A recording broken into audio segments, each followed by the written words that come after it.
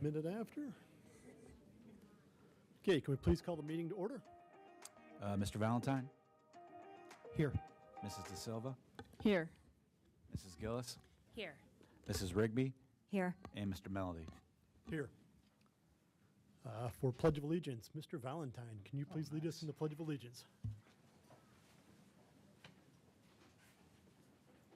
I pledge allegiance to the flag of the United States of America and to the republic for which it stands, one nation, under God, indivisible, with liberty and justice for all.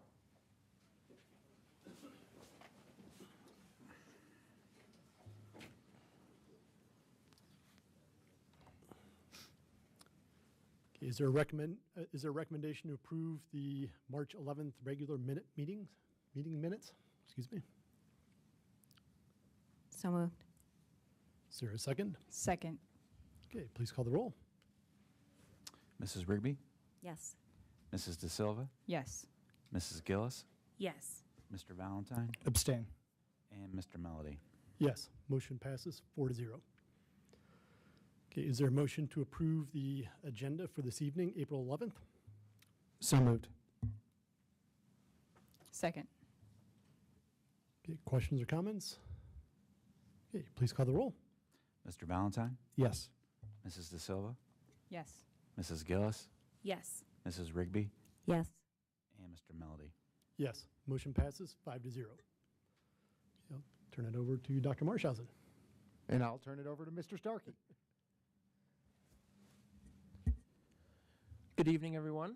Want to get started with the Golden Shamrock presentations tonight. Tonight's special, we have 3 Golden Shamrock recognitions. We normally only have 2, but last month one of our Golden Shamrock Award winners was on a DC trip with her principal as well, so we're recognizing them tonight. Also with me tonight is Ed Putnaki, the founder of the Golden Shamrock Award program, over 30 years strong. And so I'd like to bring up Matt Socklaben for our first Golden Shamrock tonight.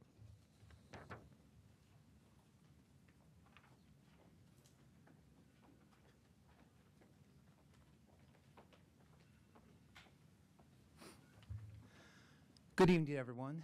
Thank you for giving me this opportunity to present Terry Yeager and the Golden Shamrock Award. Mr. Yeager has been in education for over 36 years, 34 of those years here in Dublin, 23 at Sells Middle School. It has been a privilege to be with him myself the last 7 years as the building principal there at Sells with him. He has served in the role of a teacher, a counselor, a coach, advisor, a volunteer, and an advocate. He has worked with the students on many charitable contributions and service projects, including Welcome Warehouse. And I always know it's right around October when Terry's involved with our Socktober and or the underwear drive for our Welcome Warehouse folks.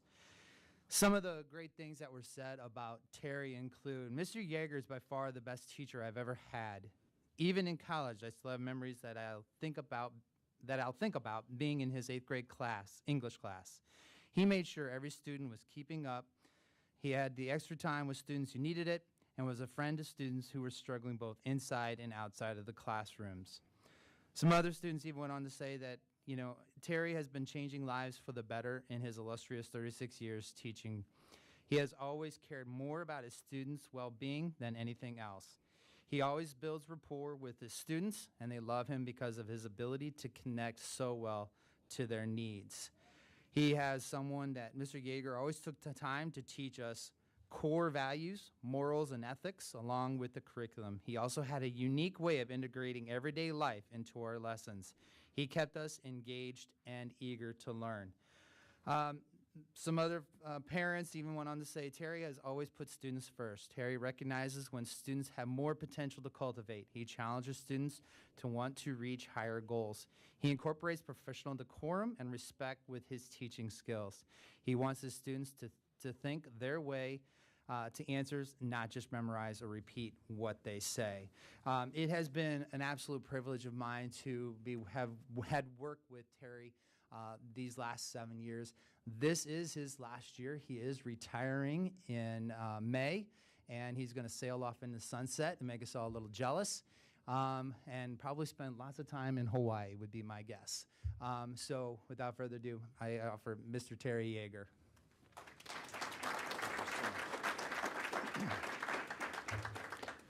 I'm just very appreciative of the city of Dublin, Dublin City Schools. It's been a blessing, a true blessing to be a part of this school district and to serve the kids. And I'm just most appreciative. And other than I'm at a loss of words.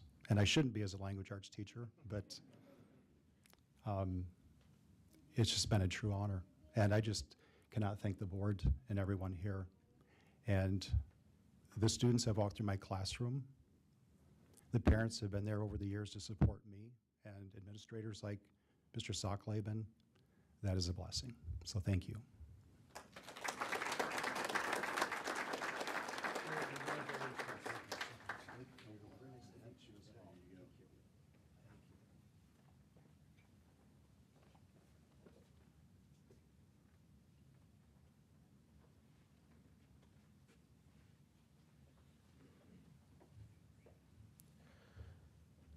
Next, I would like to welcome Jacqueline Pallone, principal of Riverside, for our next Golden Shamrock.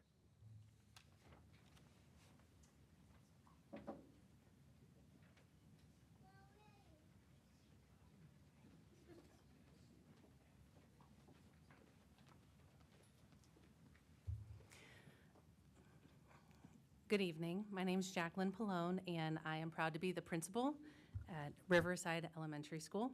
And I'm thrilled to be here this evening to present Nicole Preissner with the Golden Shamrock Award.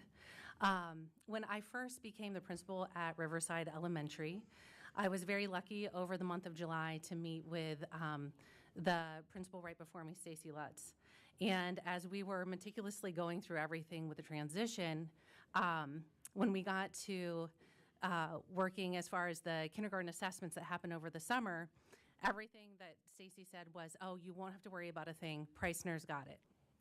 So she couldn't have had truer words. So everything from the kindergarten information night to curriculum night to the K assessments, all the many, many things we do, Nicole definitely jumped right in, took over with her leadership. But what is most exceptional about Nicole is her warmth and how much of an impact she has on our community, our building, our students, and their families. So I would like to read a quote from one of the many, many staff members that nominated her. We had 10 staff members who all wrote separate things to nominate her for this very well-deserved award.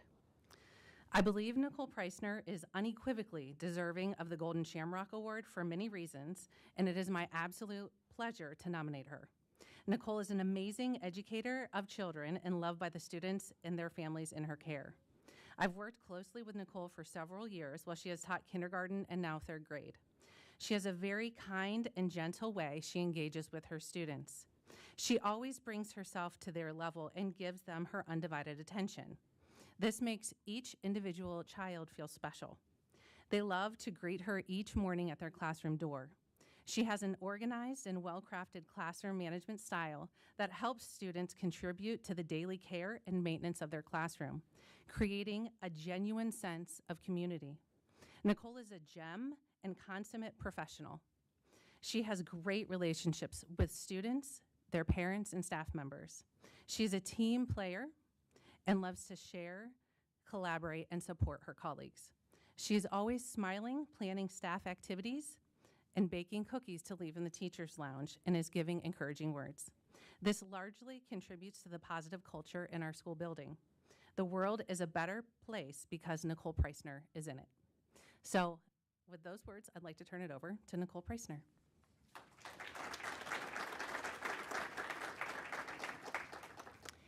Thank you so much. It is a complete honor to be here. I mean, anyone that knows me knows I am very rarely speechless. I always have a lot to say, and I feel like when they honored me, I was speechless. To work at Riverside Elementary every day in Dublin City Schools is a complete joy.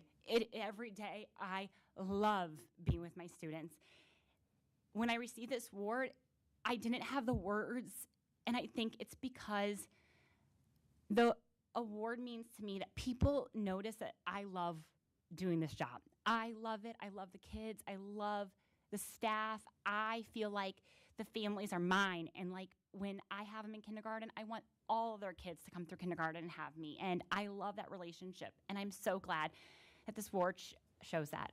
I feel completely honored to receive this. So thank you. I did want to share, I was thinking about like my 9 years in Dublin, and a story that stuck out to me was probably in my first or second year of teaching kindergarten when I had absolutely no idea what I was doing. And it was our very first parent-teacher conference, and I had this family, and I was sharing with them that her daughter was starting to read in kindergarten. And the parents just cried. No reaction, just cried. No, like I couldn't tell what they were thinking. And when they finally got their words, they said to me, "We didn't even know she was talking English in class, much less reading."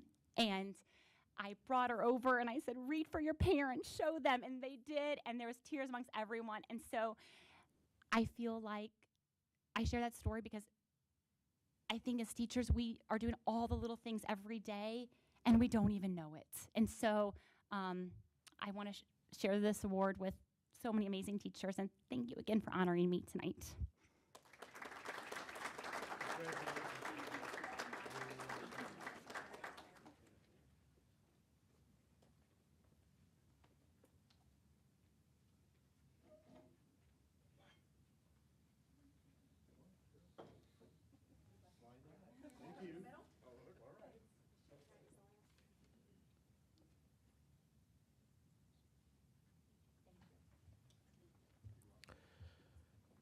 For our final Golden Shamrock of the night, I'd like to welcome Matt Perro, principal of Kaufman High School.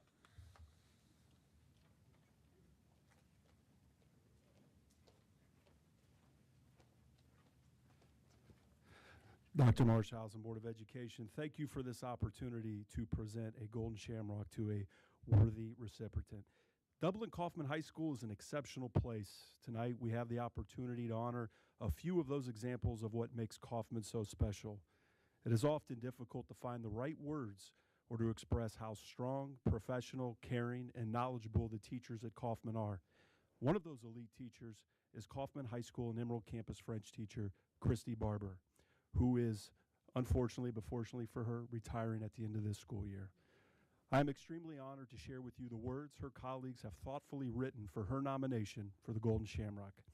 Christy is a teacher leader within our district who constantly seeks to improve her own understanding of best practice within her discipline so that she can best meet the needs of her students. She is a lifelong learner who encourages passion for language and culture among her students. Christy holds high expectations for her students and also helps her students to grow in confidence in their pursuit of language and learning. Christy is supremely dedicated to her job. She works extremely hard to develop meaningful lessons and experiences for her students, and she is a thoughtful and giving colleague, always willing to share wisdom and a veteran's perspective. Christy is the longest-running French teacher in our district and has done so much over the years to support the department and the students. She truly cares about young people in the district, and it's obvious that the students feel valued when she's talking to them. Beloved and highly respected are two words that come to mind when I think of my colleague, Christy Barber. She is held in the highest regard by both students and her fellow teachers. Christy is truly a leader in our profession. Her lessons have always been carefully and thoughtfully planned, very engaging and personalized, and highly effective in supporting the students' language development. Christy has also made the learning of culture especially meaningful through letter exchanges and Google Meet sessions with native speakers, through field trips to the Columbus Museum of Art to help students develop a fuller appreciation of French art. Christy understands and deeply cares for her students. Most importantly, her students know it. The magic that Christy has perfected is that her students know that her expectations are high. They trust her, and she wants her students to rise to the challenges. Students know that she is an expert in French. They know that she will push them to succeed, and they trust her along the way. Christy Barber is extremely deserving of the Golden Shamrock Award for many reasons. What really makes Christy an exceptional educator of the French language and culture is her unwavering, very high level of dedication that she has consistently displayed through many years of her career to her students' learning. She has never settled for less than her best or just good enough. Instead, she has always expected and worked towards excellence from herself in her teaching and from her students in their learning. Congratulations, Madam Barber. Well deserved.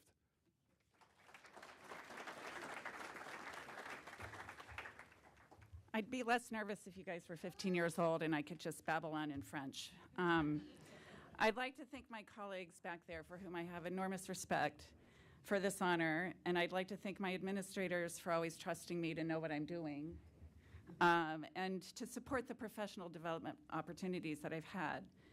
But I'd like to thank the board and the community for supporting 5 world languages and the IB program, because that's allowed me to have moments of magic. What we ultimately do in world language is cultivate that basic human need to make connections with others. And if we can get our students to communicate in another language, we've expanded those opportunities. Because of your support, I witnessed Carrie Ellen Smith burst into tears on a tour bus when we were still 10 miles outside of Paris because she saw the Eiffel Tower for the first time. That's magic. My current student, Shraddha Krishnan, came back from a Thanksgiving break trip in Paris. She spent 2 periods speaking French to my IB students to share her trip, and a video of herself singing a classic French song with a piano player in a Parisian cafe. That's magic. And my former student, Ross Guthrie, a Fulbright scholar in his 2nd year of postgraduate studies in Paris, took time to Google Meet with my IB students on these gorgeous Emerald TVs, speaking French to them about his experiences studying abroad and teaching them a little slang. That's magic. So I thank the board for this honor, for allowing me to create magic in the World Language Program. And I sincerely thank my colleagues back there for their lovely, lovely comments, because they know the hard work, they know the time, and they know the dedication required to make the magic happen. Merci beaucoup.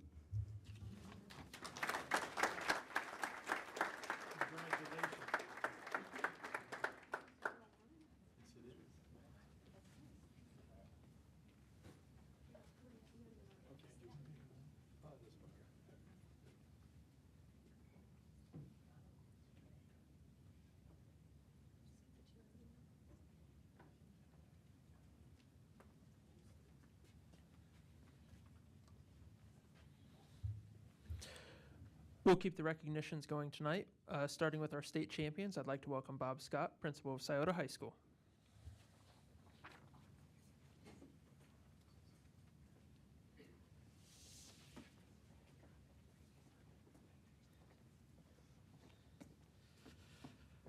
Dr. Marshausen Board, thank you for allowing us the opportunity to be here, and I'll let Nick take all of the time to talk about the coaching staff, but I just want to reach out and say something to Dad and Mom and sister, because I know when a kid gets to this level, he didn't do it by himself, and he didn't just do it with coaches. It takes a whole family to be this committed. Ron's been a part of our staff. Mom and sister have gone to more wrestling matches, and I know, and Talar's my celebration of excellence student who'll be honored Wednesday. So tonight's Ty's night, Wednesday's her night, and it's always the family who makes the most sacrifices, and we can't thank you enough for everything you did. So at this time, I'll turn it over to Nick to talk about the coaching staff and the amazing accomplishments of Ty, who's just a fantastic person and an even better wrestler. All of that, I can say that all of that is true. First of all, thank you to the board for taking the time to recognize these outstanding student athletes. I think it's really important that they understand all of the time and commitment that they put in is recognized by the board and our community, so it's very important, so thank you very much. Again, I'd reiterate thank you to Ty's family. Ty is an amazing young man. He holds over a 3.8 grade point average while doing all of this training. If Coach was here, Coach was unable to be here tonight. Our head coach is Adam Huddle. He was out of town, but if he was here, one thing I know he would say, because he probably told me 10 times throughout the course of the season, is he was not taken down the entire season until the state championship match. And he, of course, lets Ty know about that. But for a wrestler to do that, one of the most impressive things to me is seeing a wrestler that jumps up 3 weight classes and is able to repeat as a state champion. So winning at 113 pounds, and now he's up to 132 pounds for competition this season, and to be able to win it again his sophomore year. So we have a 2-time state champion as a sophomore in high school, which is just absolutely outstanding. So huge congratulations to Ty Wilson, our 2-time defending state champion. And I'd be remiss if I did not take a moment and congratulate Dublin Coffin as well, Coach Van Gundy and his guys. We have Omar, Seth, and Ethan back there, and they also deserve a ton of recognition. So thank you for having us tonight, and it's an honor to be here. Congratulations, Ty.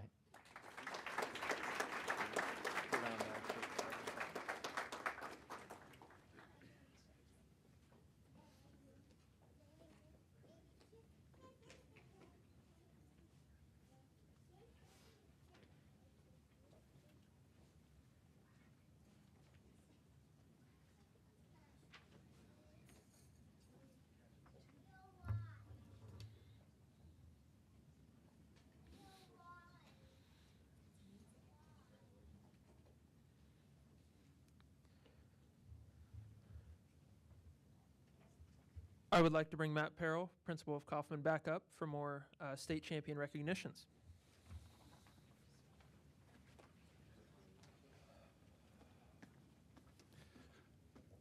All of our winter athletes this year at Kaufman worked extremely hard, but we have an opportunity tonight to honor a group of young men that excelled in their sport.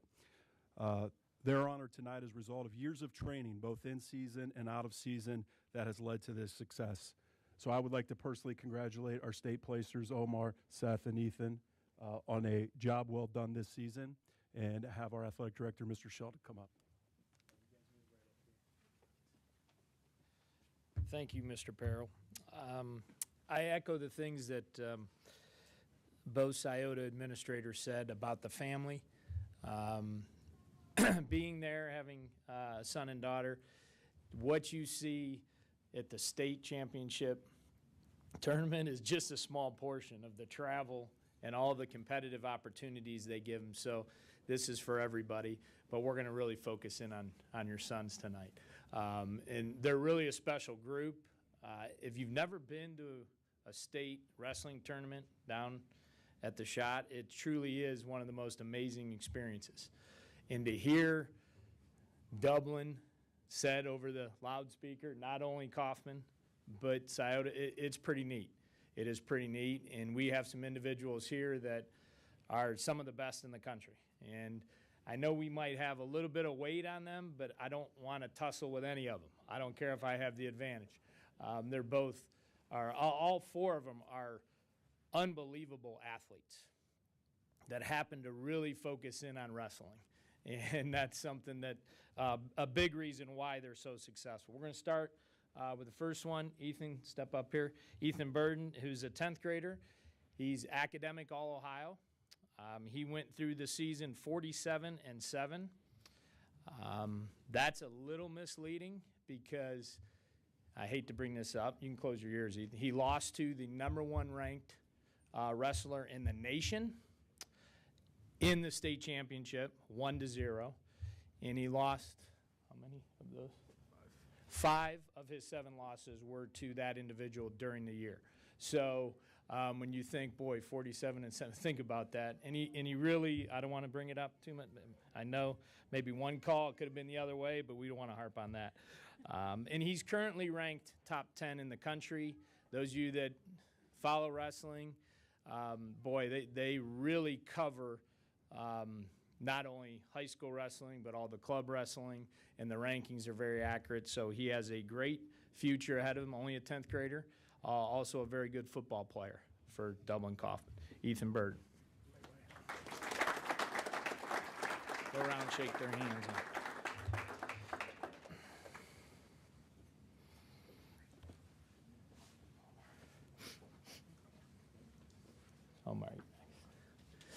Our next athlete is Omar Ayub. He is also a 10th grader. He was the 126-pound state champion with a record of 28-1. He won 6-4. Had some injuries during the season, so did not have the opportunity to wrestle as many matches, but obviously definitely performed when it came time. And in the if you saw the state championship match, he got out of a move. I still don't know how he did. It hurts my neck just to think about it. He bended and somehow avoided points for that other individual, and once again defeated a great opponent. He's also ranked top 10 in the country, and like I said, he's only a 10th grader, so he has a bright future as well. Omar?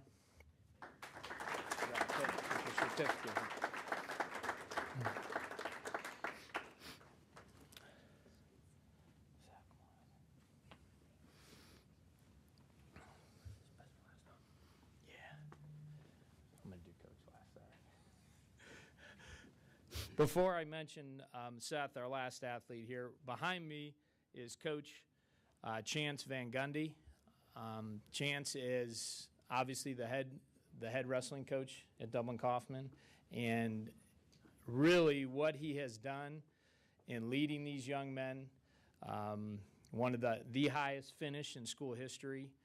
We had an injury that probably prevented us maybe even making things really interesting in the entire state championship team standings. Gives these young men the opportunity to work on their craft and improve like no other coach out there. And he is to be commended because he does an outstanding job with our wrestling program. Sorry, we don't have a certificate for you, Coach. Our last individual is Seth Shoemate. He is a senior, 190 pounds. He's also an academic All-Ohio individual. He's committed to wrestle at The Ohio State University. Seth's overall career record is 170-5 in high school. Okay? Only one of those losses is to an Ohio wrestler. These guys, the tournaments and competition they go against from all over the country. That one individual that beat him, he wound up taking care of that in the championship and got him back. So I can mention that and him not get mad at me and take me down right here. His career, he will go down as one of the greatest high school wrestlers in the state of Ohio. His freshman year, he went 50-1, won the state title. His 10th grade year, 43-0. Did not get a chance to wrestle for the state championship because of COVID. And then his junior year, 30-1, and I believe that one was an injury, why he did not get that. He could not finish the match. And then this year, 47-3. So he goes down as a 3-time state champion, and if you follow wrestling, a 4-time state champion in the state of Ohio is very, very rare. He will go down as a 3-time with a huge little star or asterisk next to it. We're very proud of Seth Shoemate.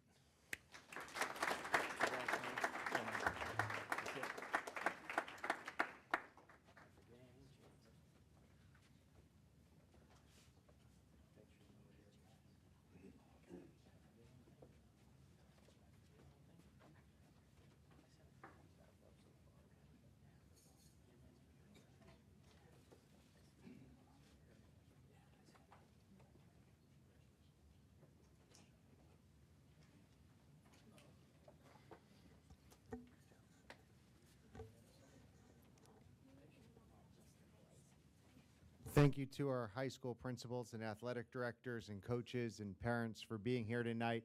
It's always an honor to recognize and celebrate the tremendous accomplishments of our student athletes.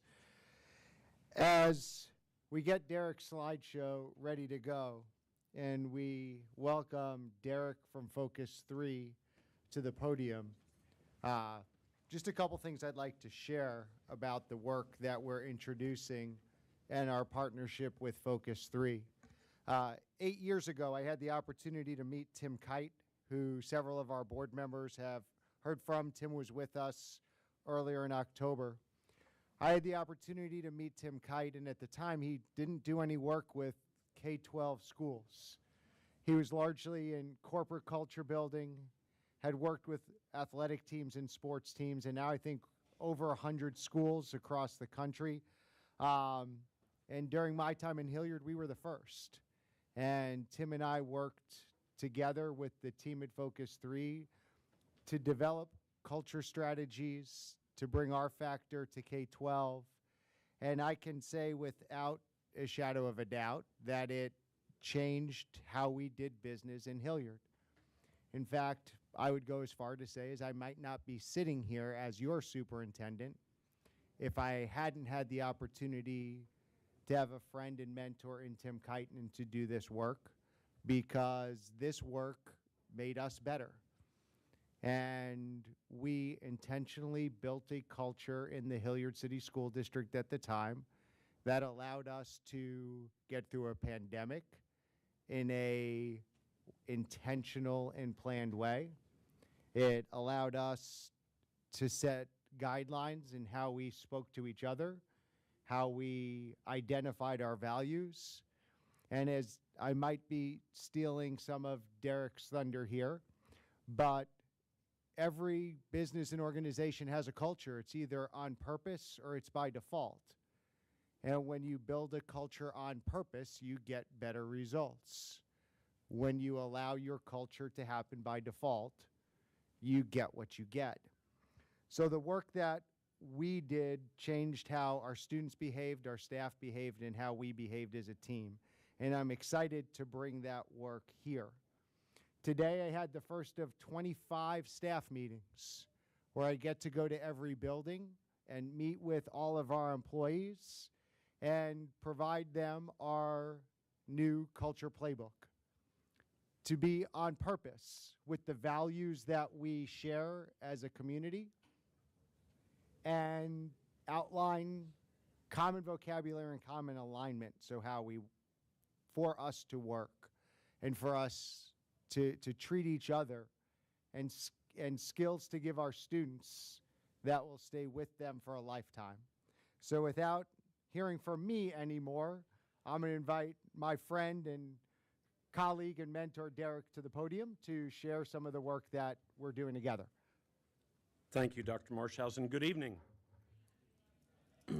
Let me try that again. Good evening. Okay, I want to make sure this is on. I'm honored to be here with you tonight and just share a few thoughts under the heading of what Focus 3 does specifically for school districts. I'm also grateful that somebody gave me a heads up ahead of time. Look, right before you get up to speak, a bunch of people are going to leave this meeting. Because if they hadn't given me that heads up, I might have taken that a little bit more personally. I'm not going to take a ton of your time tonight. In fact, as I was preparing for this, I thought, often when I get up to talk about Focus 3 and what we do, it's in a workshop setting. And a workshop for us with schools is typically 6 hours. Or perhaps it's a keynote address, which is often 60 to 90 minutes. We're not even going to do that tonight. It's going to be a fraction of those times. And I thought, I need to make sure and keep this short and sweet, and I'm a believer in that anyways. I heard a story years ago that stuck with me for years and years. It was about a 7th grade English class that had been studying the life of Socrates. Their assignment one day was to summarize his life in 4 sentences. Here's what one boy wrote. Socrates lived long ago. He was very intelligent. Socrates gave long speeches. His friends poisoned him. Insert laugh track here. So with that in mind, we'll keep this short and sweet, and I'll think twice about the Socrates story at a board meeting. So we say, welcome to Focus 3, and let me start, if I could, with what we describe as the elevator speech. That's a commonly used term that, in just a few words, maybe a sentence or two, how would you describe what you do? We get asked all the time, what does Focus 3 do? Who do they serve? And how do you do that, etc.? Here's what we say. First of all, we are based not far from this building right here. We're based not just in the great state of Ohio, but we're based in Columbus, in the Grandview part of Columbus to be exact. And this has been home base for quite some time. I am the only remote, if you're thinking, boy, I don't hear an Ohio accent. I'm the only remote player with Focus 3, and I'm from Dallas. So you can think of me as Derek from Dallas. But we're based right here in Columbus, and here's what we often say. Here's the other bullet points that you see. As far as who we serve, note the order: schools, businesses, and athletic teams. And we serve those groups in the areas of, here's the 3 in Focus 3, leadership, culture, and behavior. And if you're thinking, boy, that seems like a narrow focus. Education, business, athletics, is that it? Answer, no, of course not. We serve all different spaces. You name it and we're in it. Healthcare, manufacturing, nonprofit. But where we really like to hang out are these 3: schools, businesses, athletic teams. And the athletics really is a small part of our business, less than 10%, probably less than 5%. And the rest of it tends to be split between schools and businesses as far as our number of clients. We have a specific track for athletics that's separate and apart from everything else we do. And I can now say the same thing for education. We have specific systems in place for educators. And then it's business and everybody else that's lumped together. But that's just a little bit about our organization. And let me jump into, if I could, just a brief description tonight of what we do specific to education. Regardless of the audience, regardless of the presentation, we start this way, what you see on the screen. And we describe this as the performance pathway. We further describe this as the physics of organizational performance. Now, I wasn't a huge science guy. That wasn't my forte in school. If somebody at a meeting like this describes something as the physics of organizational performance, I would want an explanation. What exactly does that mean? Well, I'm glad you asked. This is simply the way you see on your screen, what you see there on the slide. This is the way organizations operate. So think about for a moment a really healthy school district, one with a great culture. The adults enjoy working there. The students enjoy learning there. Think about a winning team versus a losing team. Think about a for-profit business doing great things, taking great care of their employees, great care of their clients or customers. Think about a for-profit business that's struggling just to keep the lights on. They all operate the way that you see here, and it goes like this. Leaders create the culture that drives the behavior that produces results. It's easy to reverse engineer this right to left. If you want better results, what do you need? Better behavior. Better behavior comes from better culture from more effective leadership. The blue arrows in the middle of the screen represent a number of different things. I'll highlight 2 tonight. Number 1, that there's a snowball effect. Once culture gets going, it starts to go faster and faster. Jim Collins, in his classic business book, Good to Great, described it as a flywheel effect. Once it gets going, it goes faster and faster. That's true with culture. A good culture gets rolling, hard to shut it down. You wouldn't want to, obviously. A negative culture gets rolling, it's hard to shut that down. Can it be done? Absolutely. But it doesn't happen quickly. It's slow, small, and daily. It's like steering a huge ship. It's not a speedboat. Here's the other thing about the blue arrows. It is a truism that culture drives behavior. Of course, culture drives behavior. But it is also true that your behavior reinforces your culture. And sometimes we'll engage with a new client, maybe the person who brings us in as a superintendent or a principal, perhaps a head coach, a CEO, a head of HR, etc. And we talk with them, and often our first question is, tell us about your culture. That's where we start. And so often, even in 2022, you'd be amazed at how many people come back and say, oh, we have a great culture. It's that poster over there on the wall. And we smile at that, and you're going to see, in fact, coming soon to a PowerPoint slide near you, that documents don't build culture, people do. In fact, we're going to talk briefly about a culture document here tonight, and it's important to have culture documents. That they're of the utmost importance. But documents don't build culture, people do. So we would come back to that leader and say, look, can we just observe your people for a while? In other words, that's code for behavior. Can we just watch their behavior? And we can come back and say, you know what, after watching your people for a while, the poster does a pretty good job of reflecting your culture. But all too often we have to come back and we do it politely and professionally with a smile. And we say, with respect, the poster or a series of posters down a key hallway doesn't reflect your culture at all because nobody behaves that way. Now, last thing about this slide, and we always challenge our clients this way, we get them to zero in on that key word on the far right-hand side of your screen, results. And you, as I talk about this, you can think about any organization that you might belong to, professionally or otherwise. Can you think of any result that you really track or measure carefully that's not directly related to behavior? We've never had a client, ever, once, never ever, someone raise their hand and say, Derek, I can think of a number of different results, important ones.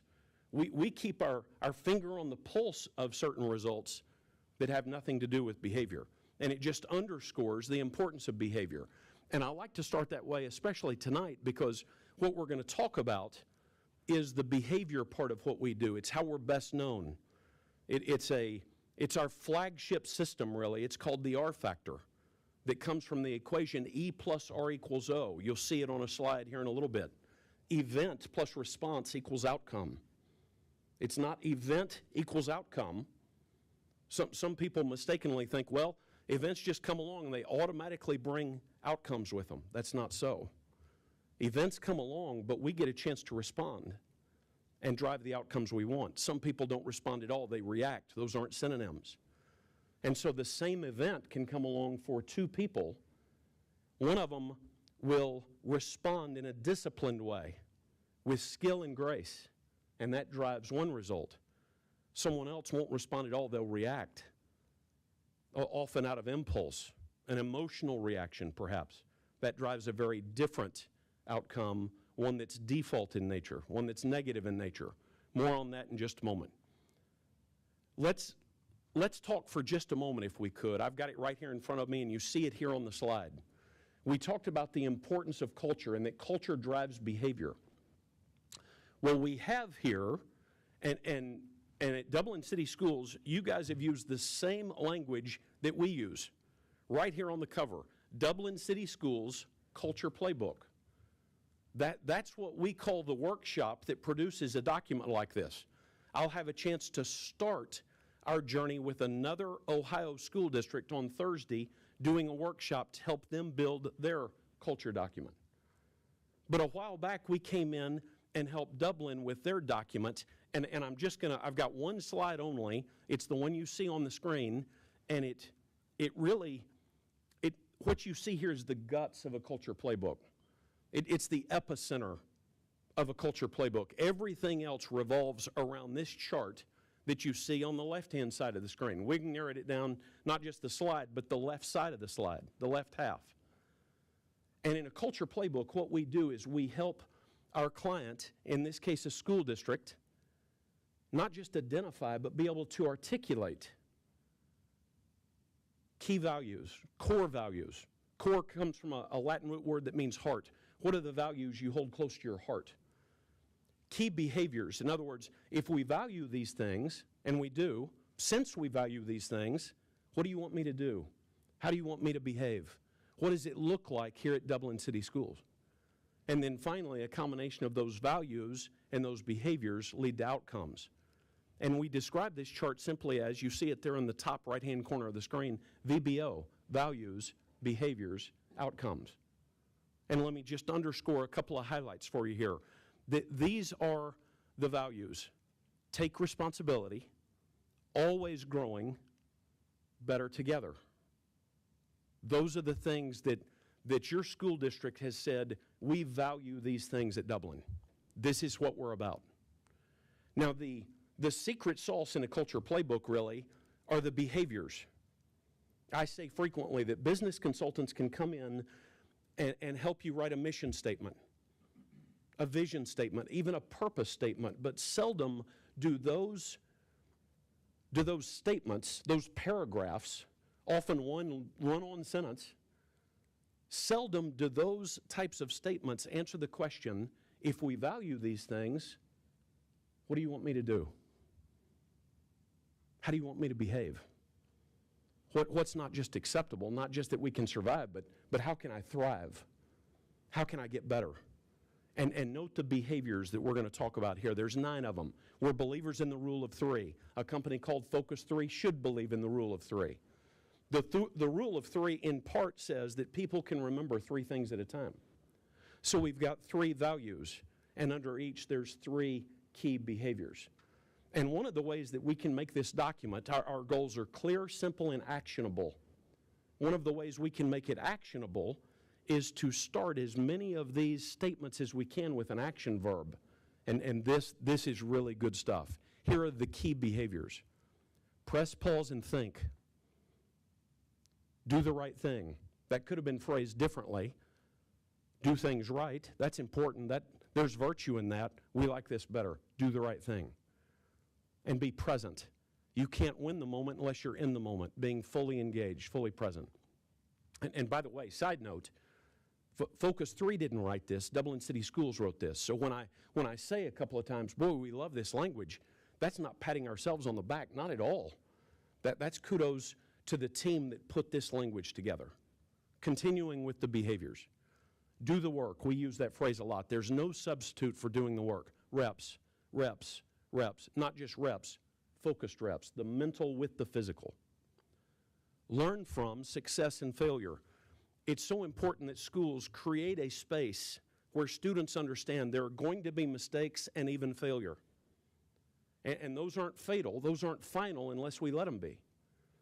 And as long as that kiddo is doing the best he or she could, truly doing their best, and mistakes happen, even failure happens, then that's okay. What'd they learn from it? And are they able to be resilient, to be adaptable, pick themselves up, learn from it, and go again smarter? And then finally, be coachable. To us, there's a lack and absence of being defensive. Coachable people aren't defensive. No, instead, they're humble and they're grateful. And then finally, that third group of behaviors, there's 5 great C words, all action verbs. Note them here. Care and communicate, connect and collaborate, love that, and finally, celebrate. And those values and those behaviors lead to the following outcomes. Ready for success, best version of you. That's our definition for elite.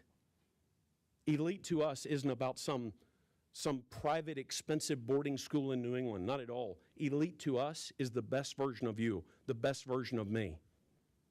And speaking of elite, this final outcome, that a goal here, the outcome that we're shooting for is an elite learning community. Not any learning community, but an elite one.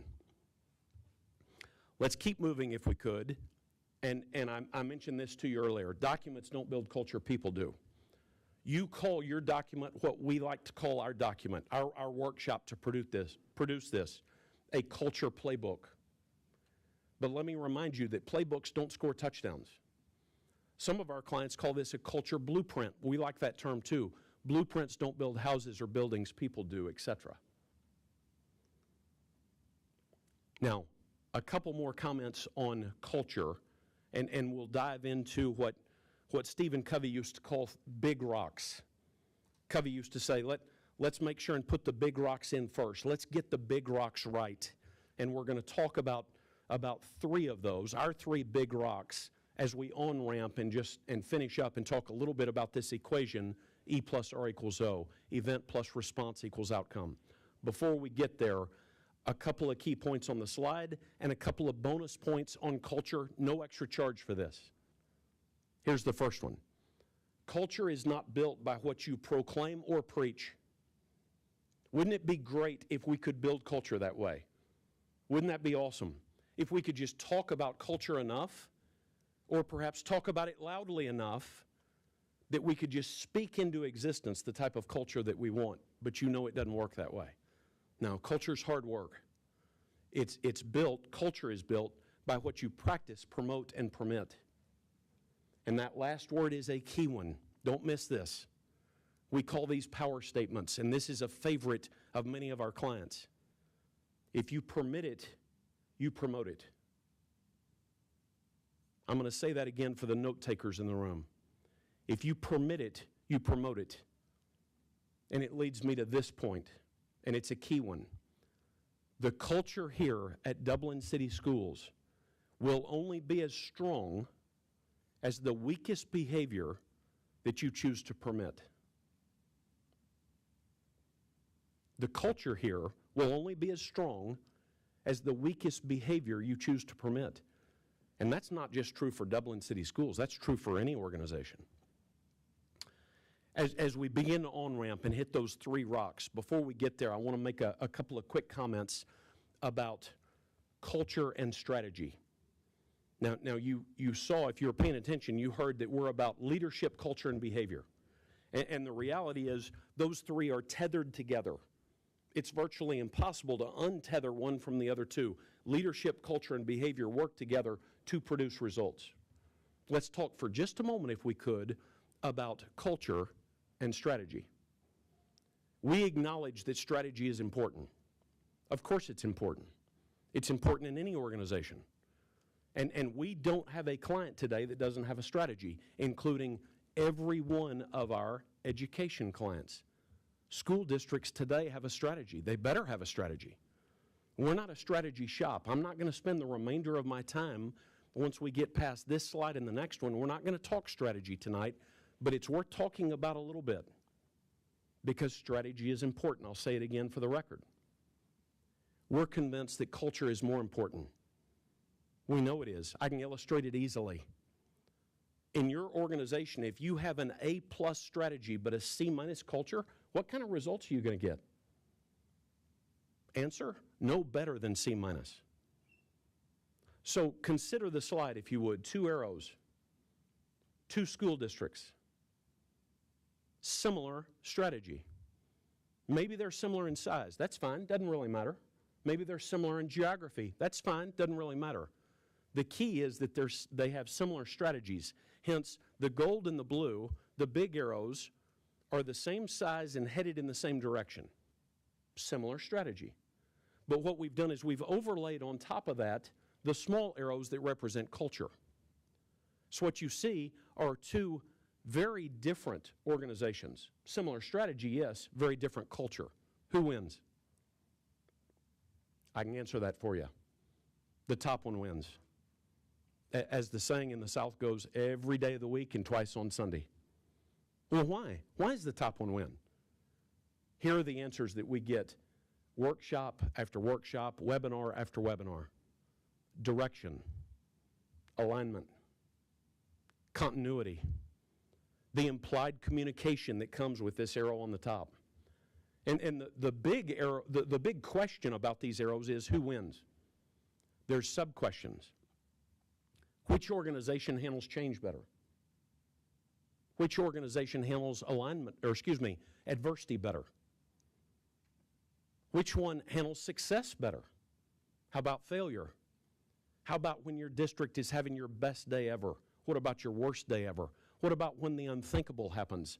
A 9/11 type event or COVID perhaps? The answer to all of those and more is the top arrow wins. Every single time.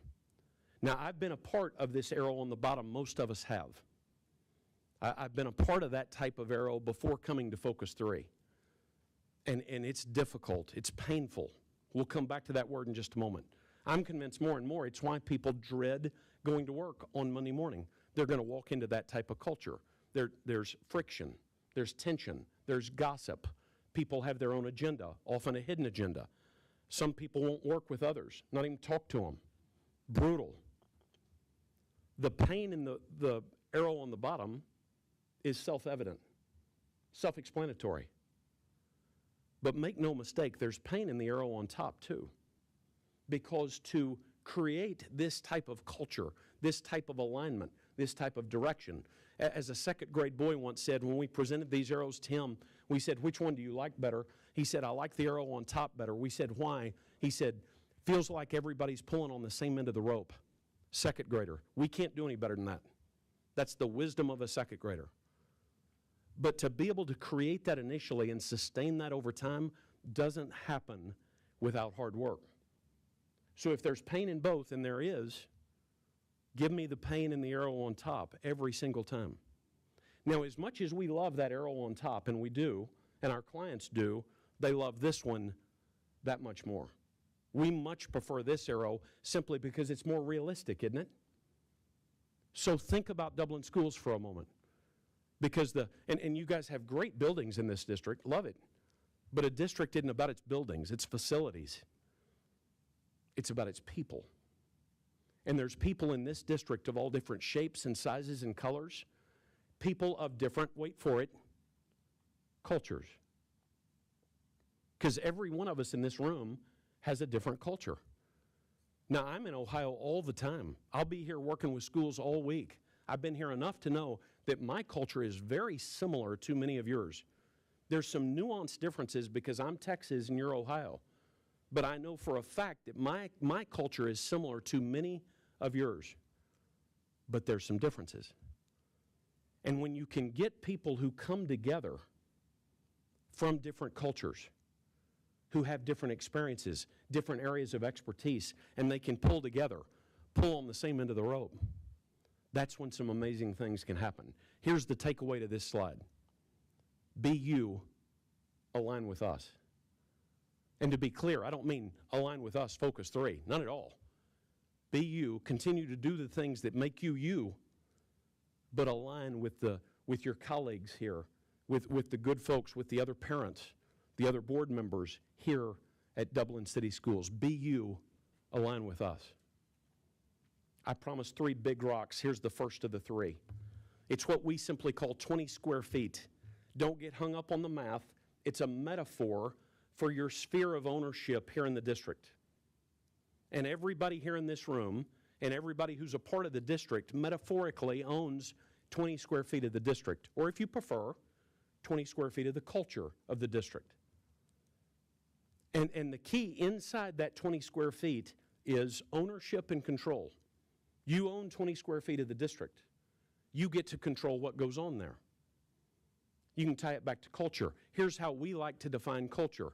A combination of values, you saw that, if you prefer, beliefs, behaviors, and outcomes or experiences that you produce for others.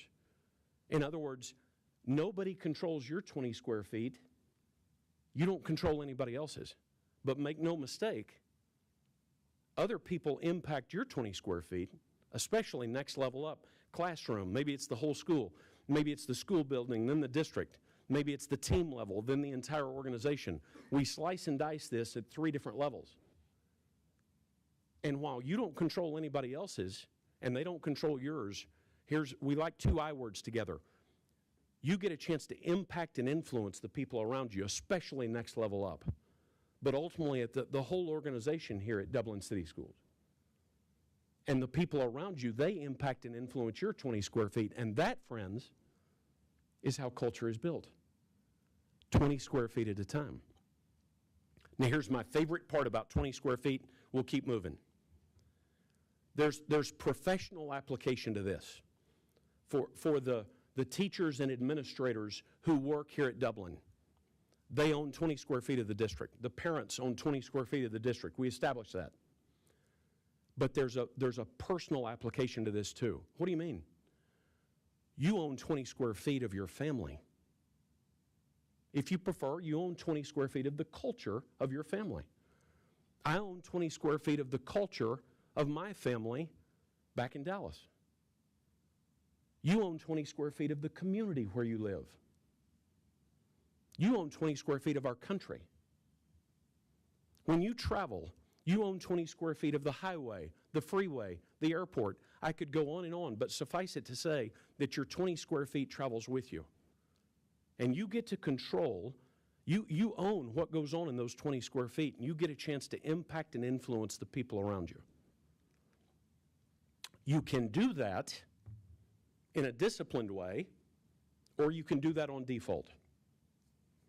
The 2 D words here that you see on the screen, big letters, big font.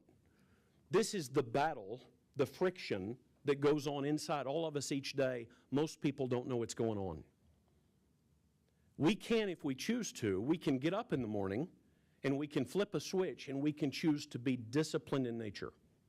We can be intentional about what we do with our thoughts, our speech, our behavior. And if we're not intentional, about being disciplined, here's another good D word.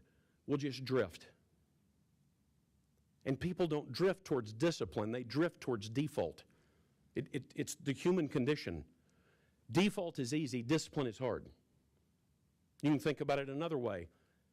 Default loses, discipline wins. And I love to present this word discipline in an education setting for this reason. It also comes from a Latin root word, and the literal meaning of the word, it's not punishment. The meaning is learning. Discipline means learning. The same root word gives us our word disciple. Look how they're spelled. So if we're not going to choose discipline, default chooses us. And default behavior, among other things, among a host of other things, is impulsive, people who are controlled by their emotions. Okay, Derek, that's fair. Which one? The first one. They think it, they say it. They feel it, they do it. They're impulsive. People on autopilot are the ones controlled by their habits and not the good ones. And finally, people who are resistant. Resistant to what? Opportunities to grow. And you know, a huge subset of that is opportunities to change. But so many people are resistant today, and they push back on that. They are the people controlled by their comfort, or if you prefer, their comfort zone. And then finally, the third of our three big rocks is this idea. You see this acronym, BCD, and this universal slash sign through it. We simply refer to this idea as no BCD. And BCD, to be clear, stands for blame, complain, defend. And it's what most people do when things don't go their way. They blame others. They blame the situation. They complain to others. They complain about others. They complain about the situation. They defend their own actions. We're convinced the star of this show is right in the middle of the screen, the C, complain. Think about it. Complaining is social, isn't it? And people who are really good at complaining recruit others into it. I'm worked up about this situation. I'm going to blow off some steam. Won't you join me? And the reason that we hit this so hard in any presentation that we make is because this right here that you see on your screen is the ultimate culture killer. Nothing will kill a culture in a school district faster than when this goes unchecked, because it spreads like wildfire. And it's not just that it's a culture killer, it's expensive. And for the sake of time, we won't do this, but I could take you through an exercise where I could ask 4 questions, and you guys could give me some ballpark answers on those 4 questions, and we start multiplying numbers together. And what we get to after we multiply 4 numbers together is we get to a bottom line figure of what BCD costs Dublin City Schools each year for people who engage in this when really anything else in the whole wide world, just about anything else, would be more productive. And an organization the size of yours, I can tell you that it wouldn't have 1 comma in that number without any imagination. I can guarantee you that number has 2 commas. And it may not even be a 7-figure number. That may be an 8-figure number, the size of the district here. It's a number that would take your breath away when people are engaged in this, when they could be doing something else that's more productive and or effective. So what do we suggest in lieu of this, instead of this? We like 2 R words together here. Think resolution or resilience. A group of people come to a meeting like this, throw out a problem in the middle of the table, figuratively, not for purposes of complaining about it, but for purposes of seeking resolution. What can we do about it? How can we make it better? What can I do to help? That's the opposite of BCD. That's seeking resolution. Some issues, as you know, don't have a quick and easy resolution, don't have a resolution at the ready. In those situations, we need to act with resilience. In our lifetime, isn't COVID probably the best example? That if there were some sort of a resolution for COVID, wouldn't we have figured that out 18, 20 months ago? No, COVID's one of those things that's just going to be with us for a season. We don't know how long that season's going to be. Let's figure out how we can work together with resilience, how we can adapt. I mentioned E plus R equals O. You see it defined here in this gold bar. Event plus response equals outcome. I wear it on my wrist each day as a personal reminder that I get to choose my response, as do each of you. And it's one of the most powerful choices that you have. You get to choose how you respond. There's a mindset around E plus R equals O. In fact, we often say it's a mindset first and a skill set second. There's a piece for the E, one for the R, one for the O, and then there's a blanket statement, if you prefer an umbrella statement, that covers the whole thing. And here's the mindset. First of all, I don't control events. That's hard for some of us in a room like this who are convinced that we can control anything. We're control enthusiasts. And you notice I didn't say you're control enthusiasts, I said we're control enthusiasts. Because there was a time that I was pretty sure I could control anything I wanted to. I was wrong. I don't control events. Our founder is a man named Tim Kite. Dr. Marshausen referenced him earlier. If there's a finer guy on the planet than Tim Kite, I want to meet him. He has nurtured and cultivated this content for 36 years. If he joined our meeting at this point right here, he would walk in, he would look at the screen, he'd say, oh, you're talking about the R factor. And the mindset around the R factor, he'd say, this particular point right here is the beginning of mental health. He would describe it as mental health 101. I don't control events. I hope you don't take that as bad news tonight, but if you do, here's the good news. I get to choose my response. Every time, without fail, without exception, I get to choose my response. Thanks very much. You can respond the way you choose to. You can react if you choose to. I get to choose my response. Thirdly, this is important. Outcomes are earned by the quality of my response. Keyword earned.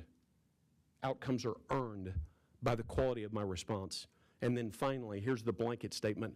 E plus R equals O is simply the way life works. It's our job to get good at it. What we mean by that is we live in a cause and effect world. There are causes and effects. Our world has been set up that way. We express that cause and effect relationship through this equation, E plus R equals O. And then finally, before I open up for questions, let me just quickly, hydroplane over the 6 disciplines that support this equation, E plus R equals O. There's 6 pillars, 6 principles. We like the term disciplines, and they're in this order. When an event comes into your 20 square feet, what do we coach our clients to do? Press pause. And the purpose, the objective of pressing pause is to gain clarity on the situation. Gain clarity on the event that's in front of us. When we're in discipline mode, fast forward to the outcome. What's the outcome we want? And once we're clear about the E and the O, we can reverse engineer that R. We can back into the R to drive the O that we want. We press pause for purposes of getting our mind right. We press pause long enough to get our mind right, and that's all about energy.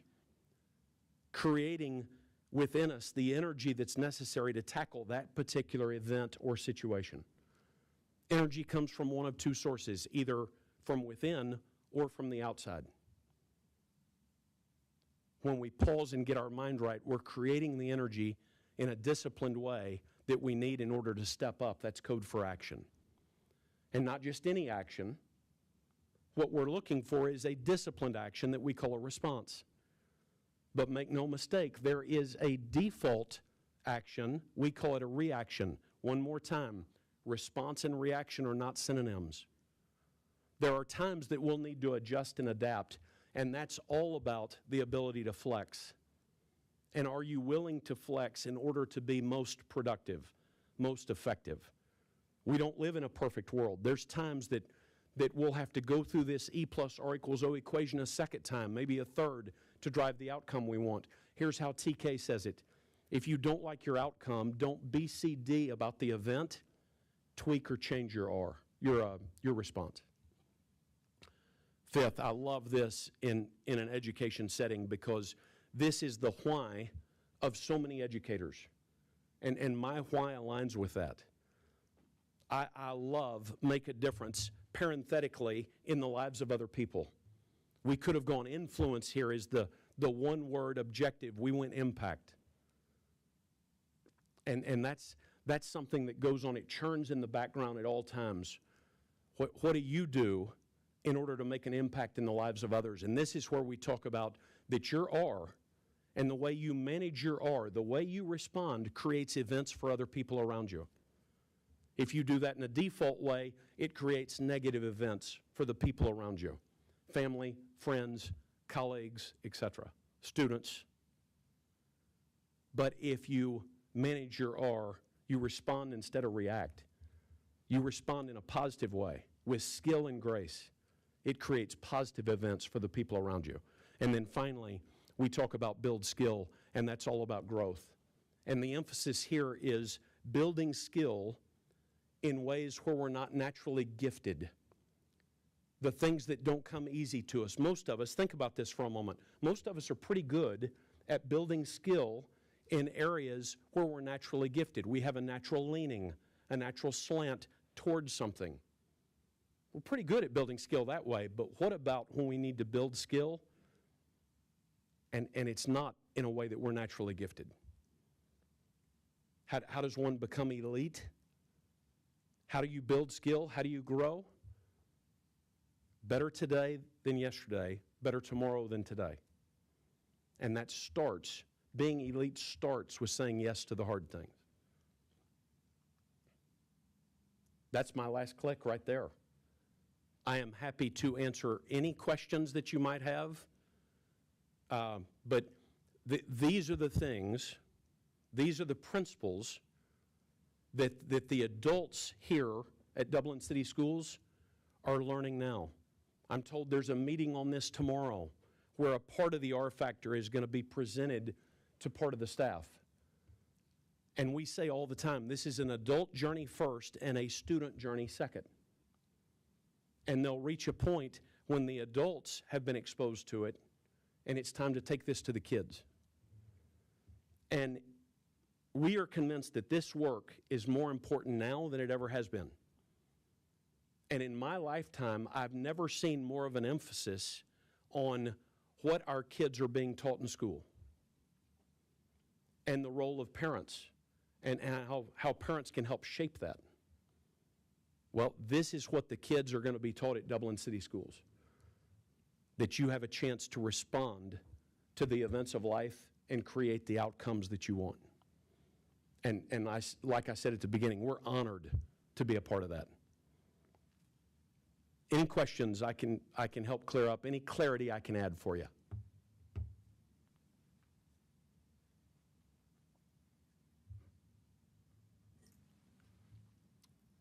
Doesn't sound like there's any questions from the board. This is the second time that Scott and I have sat through this, so don't mistake silence as a lack of questions or interest. Appreciate you taking the time to share, and it's also interesting to hear from a different voice than the one that we heard from last time. That was Tim last time? Yeah, TK well, you was got here. the younger, better-looking version this time, right? And last thing, I'll leave you with this. I just want to illustrate not just Focus 3 commitment to Dublin City Schools, but my personal commitment to working with your team here.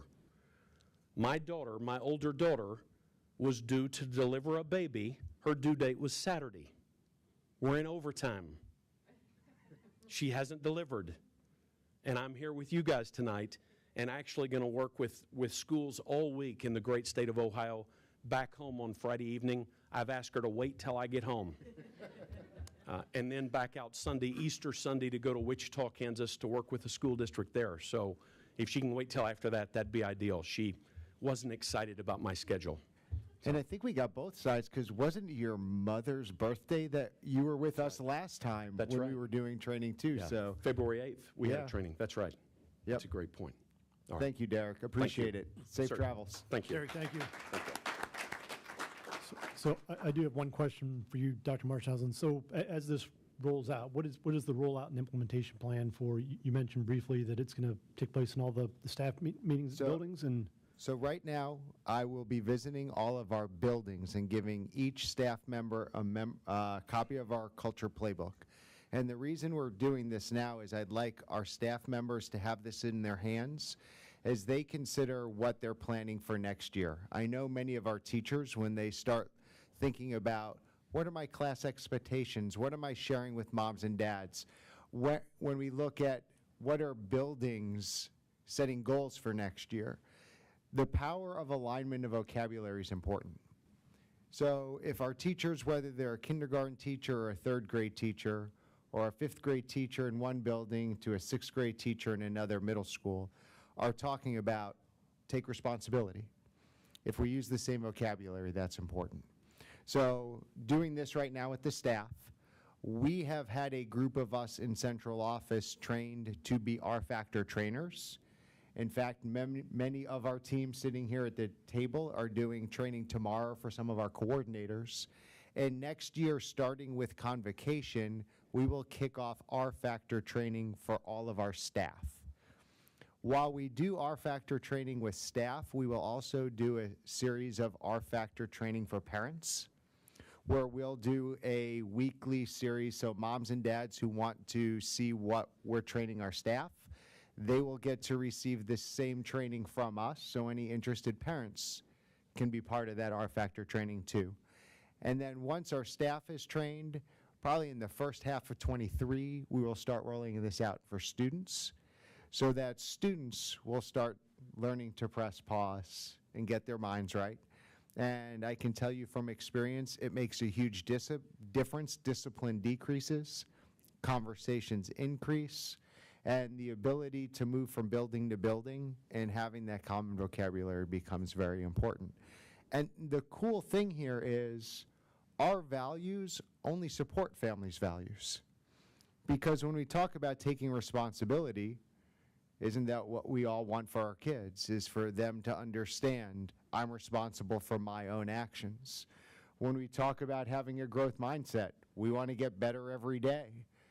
We want that for all of our students. And we want to be able to work in teams. We want to be able to do those things together so that we can be more productive. So excited about bringing this work. It'll be a, Mr. Melody, over a year rollout process. We envision having student leaders as part of this, having teachers leaders as part of this, and this is part of intentional work that allows us to focus on what's the most important. all right, thank you. And when you say staff, it is certified and classified? It's Certified everyone, and correct? classified. We were talking today, and I've spoken with our leadership team. We'll probably have 4 different convocations next year, and as we get down to that rollout at different places. And one of the most impactful trainings that I had the opportunity to do in a previous district was having 150 bus drivers in one location talking about you control your 20 square feet, and your 20 square feet is your bus. And the culture you set on that bus is often the first interaction our kids have with adults in the morning. Some of our kids get on a bus and mom and dad had already left for work, and you get to set the culture. That's the first interaction those kids have with an adult. And all of us play a role. All of us are part of a gear in the Dublin City School. So from the secretary who greets a mom or dad or a kid at the front desk when they come in, to the superintendent, we're all responsible for our actions, and we all have an equally important role in how we build our culture. All right, thank you. All right, if there are no other questions, we will move on to public participation for actions on the agenda. There is no one signed up. All right, Board of Education comments and committee updates.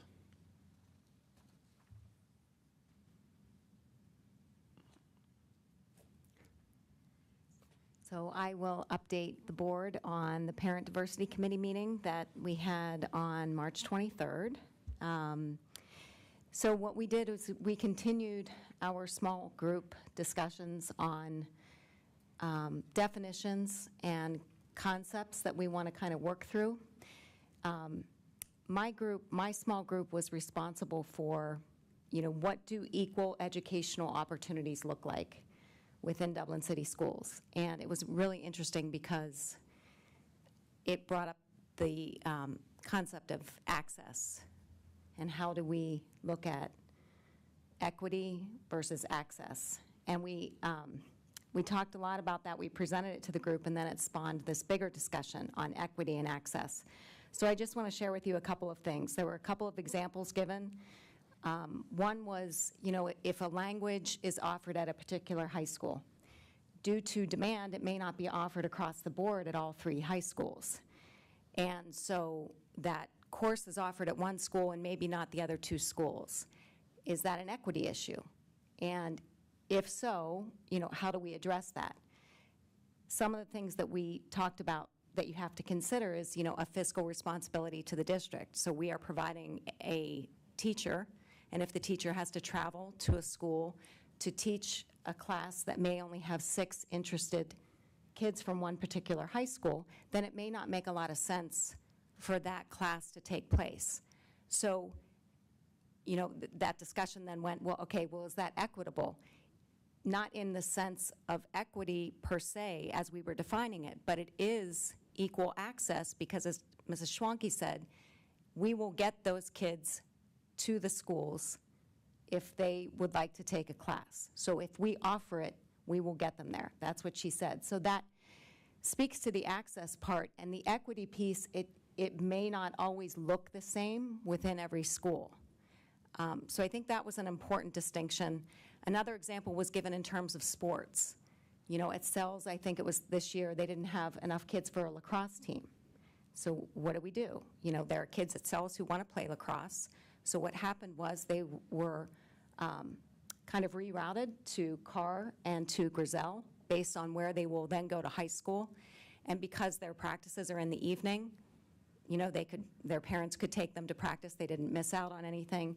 And so, again, they were given that same access, that same opportunity, and that was an out-of-school environment. So, like I said, I think probably 90% of the evening was spent talking about equity, access, equality. We did define other terms like bias, implicit bias, and we defined stereotyping. We are kind of working through our definitions. The ultimate goal is to figure out what role those definitions play in education and how we're going to incorporate them into our strategic vision. So that's where we are. We have more definitions to get through. Our next meeting is Wednesday night. So we will continue to work through those definitions and then work toward what the experience looks like for each and every student within Dublin to have the very best in education, to have equal access to everything that Dublin has to offer. And I think that's it. Tiffany, did you have anything additional? No, I think you covered it pretty well. All right, great. Thank you for the update. Are there any other committee updates? Yes, actually, Teaching and Learning Committee met on April 6th, last Wednesday. Diana and myself were able to attend, and Dr. Bailey and Lori Marple did a wonderful job with a very thorough overview of the curriculum review cycle. And I can share just a little bit about that in case people aren't aware of the process. There are 5 different phases, and currently we have ELA, which is English Language Arts, Business, STEM, and Applied Sciences currently in phase 1, which phase 1 involves creating a vision for the different curricular areas. They start by looking at the desired outcomes for our students based on data, current research, the ODE standards and national standards, as well as local needs and requests. It also involves engaging stakeholders, including teachers, students, parents, business leaders, experts, community members, et cetera. And recently, parents may have received or have seen a survey regarding ELA, we had over 1,300 parents respond to that, which I thought was good. 199 teachers, 343 students. And just a little bit about the other phases. Phase 2 involves conducting a gap analysis. So looking at the vision that we want to create for the different areas. Phase 2 is all about looking at what do we need to make that vision a reality. So what resources do we have already? What resources do we need? And then the team will make recommendations for selected resources and materials and bring those to the board in the spring for us to approve.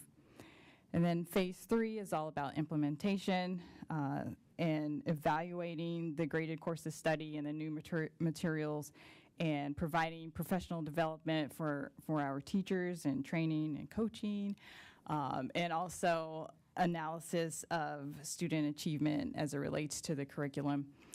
And then phase 4 and 5 are ongoing support around professional development and implementation and student achievement, looking at the data and making sure that the district and what we're doing is meeting our goals.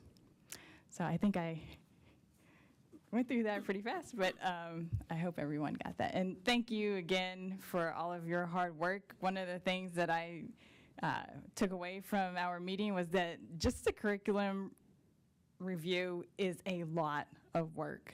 So thank you for all that you do, and thank you to your team. All right, thank you. And I have a couple of updates as well. A week ago today, excuse me, key communicators met here. There were about a dozen people in attendance. On the agenda, there were, I think, 3, maybe 4 topics. I don't think we got through all 4 of those topics. That was a very engaged group of discussion. We covered about a dozen topics, probably in general, though, in addition to the presented 3. Everything from just communication in general. How do we communicate as a district from a district standpoint, a building standpoint, a teacher standpoint, that parents are just getting overwhelmed with the number and frequency of communication and opportunities to streamline that. Talked about public participation at board meetings and the community coffees that we're changing it to.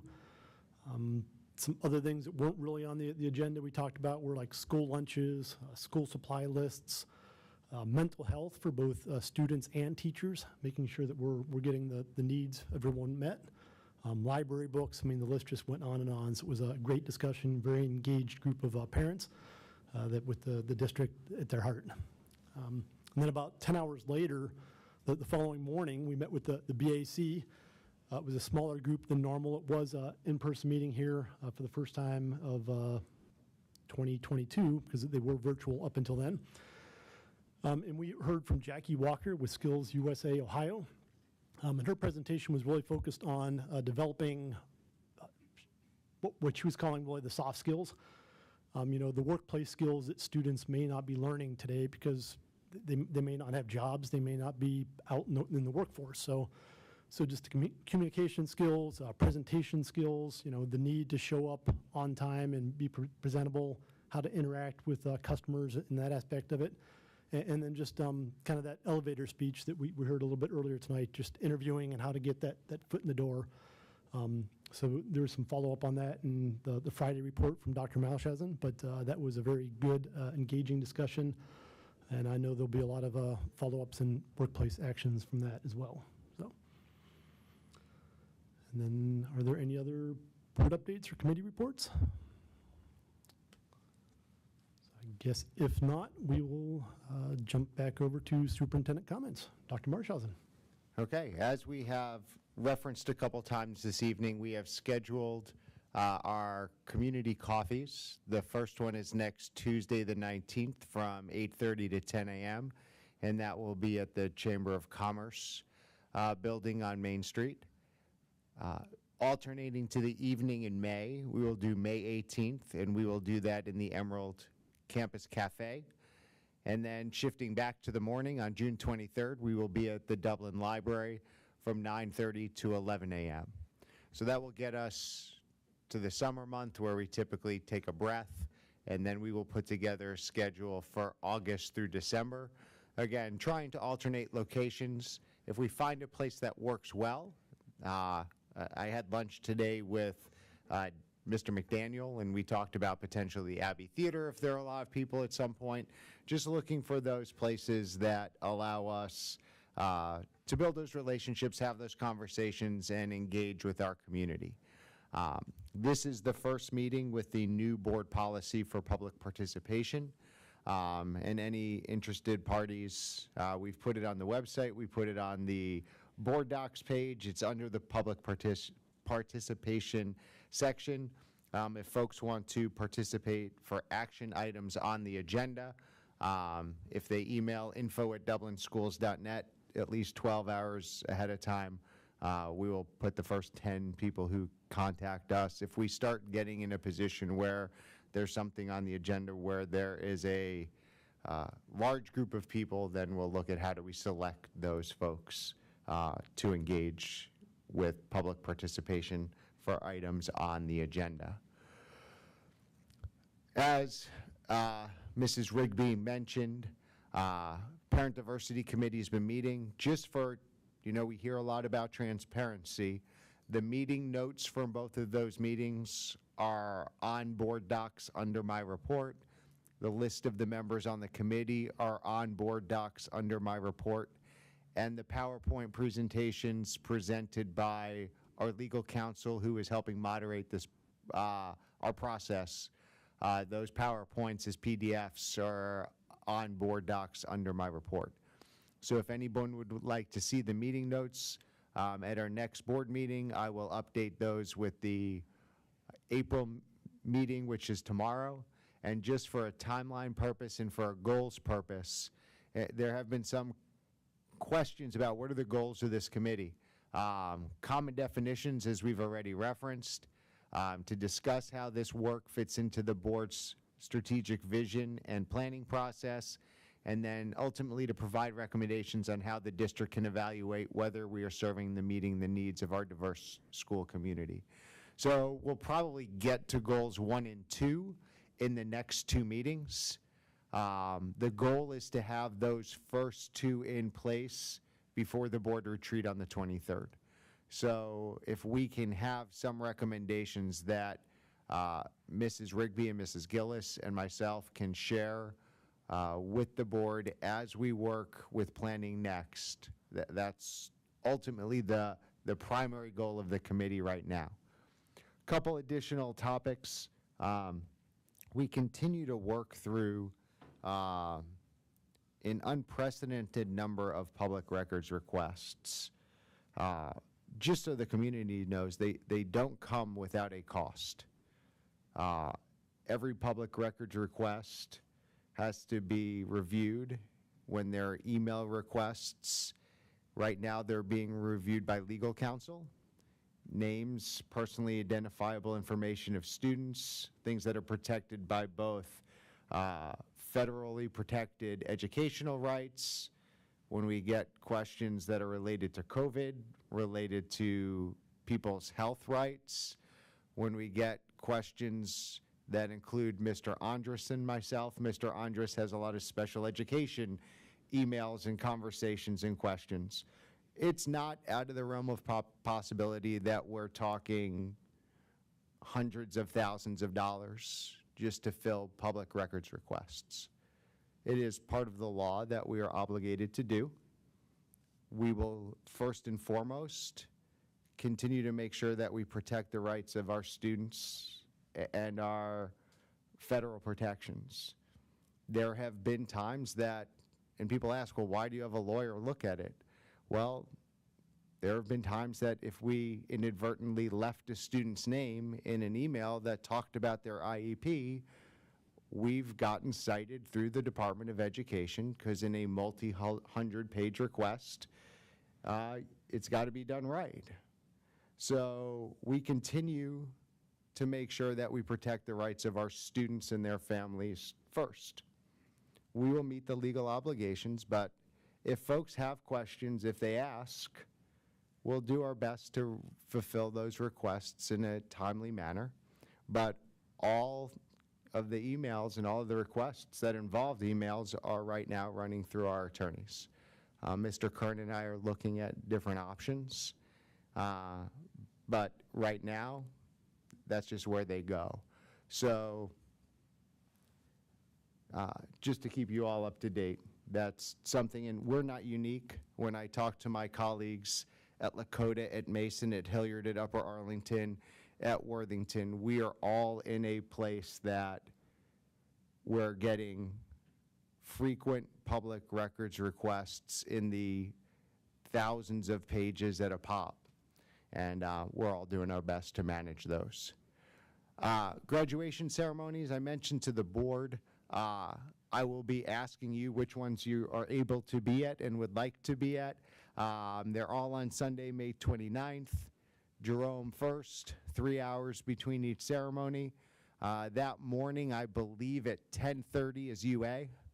So between the UA graduation on that Sunday morning and our Jerome, we take down a lot of gold and black and put up a lot of green as we get ready for our graduations. A great day, thrilled that we're back at the shot, thrilled that we don't have restrictions, and like to thank our principals and their teams that are already well underway in these events. Also, you will start to see on your calendars, and you're welcome to any of our award ceremonies. It's great that we're having our military signing day, our scholarship programs, our end-of-the-year celebrations, from clap-outs to transitions to middle school graduations and everything in between. We're gearing up and ready to go. We're looking at a lot of 6- and 7-day weeks as we get from celebrations to dodgeball on a Saturday night under the lights. And I know that the board is excited that you have your own team, and we'll be getting you information about how you'll be all playing dodgeball together. Eric will touch base with all of you on that. A couple other things. Thanks to Mr. Gill and Mr. Starkey. If you notice, our cameras have now all been moved, so we are officially on this side of the room. I hope there's not a reason we have to move back, because Mr. Gill might throw things at me. And then also, if you came in the front door and you noticed the awesome mural on the wall as you come into this space, thanks to Keyburn Grady and Tanya and Eric and the work that their team did getting that mural in place. We still have some work to do on the door that kind of breaks up the mural, but represents all of our schools and our history, and when you get a chance to see that, it's a great welcome, as this building has become such a central part of what we do as a district. The number of guests, visitors, tours, I know our students have stopped to look at it as they came in and found their schools.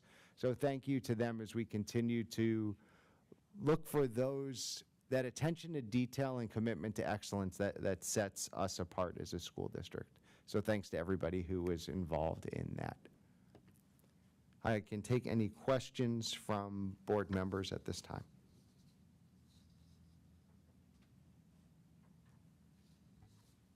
Okay, thank you. All right, item 6C. That is recommended by the superintendent that the Board of Education approve the attached policies for second reading. Policy 5111, eligibility of student residents and non-residents, and policy 5114, foreign exchange students. Is there a motion to approve? So moved. Is there a second? Second. Questions or comments? Okay, please call the roll. Mr. Valentine? Yes. Mrs. Rigby? Yes. Mrs. De Silva? Yes. Mrs. Gillis? Yes. And Mr. Melody? Yes, motion passes 5-0. All right, Mr. Kern, treasurer comments. I am just going to keep it real brief here. We have a couple action items. You've seen appropriation changes before previously, and a few donations as they come across. Just a reminder, we will be, the first meeting in May will be our presentation of the 5-year forecast, so we'll get together with the Finance Committee before that just to go over that update. As a reminder, twice a year that happens, once in November and once in May. So just to let you know. Okay, thank you. Item 7D, it is recommended by the treasurer that the Board of Education approve item 7B, appropriation changes, and item 7C, donations. Is there a motion to approve? So moved. Is there a second? Second. Questions or comments? Okay, please call the roll. Mrs. Rigby, Yes. Mrs. De Silva, Yes. Mrs. Gillis, Yes. Mr. Valentine, Yes. and Mr. Melody. Yes, motion passes 5-0. Okay, Deputy Superintendent comments. Mrs. Schwanke. All right, my comments I'm going to defer to the Executive Director of Teaching and Learning, Dr. Bailey. Good evening. Is this going to be projected? Thank you so much. Hello, everyone. I'm just going to review our policy 99130, which is public complaints in matters regarding instructional materials. And in this process, this is where someone can bring and addressing a request, suggestions, or complaints related to instructional materials such as textbooks, library books, and any other instructional aids used in the district. Once this complaint has been made and proper information has been provided, and when I say proper information provided in the board policy, it does say exactly what they're supposed to present to us before I can take a look at everything, and that's telling me the author's name, title, publisher, complaints, the section objected to, and reasons for the objection. Once those things have been turned over and has been presented to me, in the board policy, it says the Executive Director of Teaching and Learning. The first thing I need to do is develop a committee, and this committee is a committee of 3 or more professional staff members and 1 or more laypersons, knowledgeable, and also the person who supervises the principals. And then the next thing from there, we take that information, we take the instruction that or the material that's in question, and we evaluate it using the board policy criteria.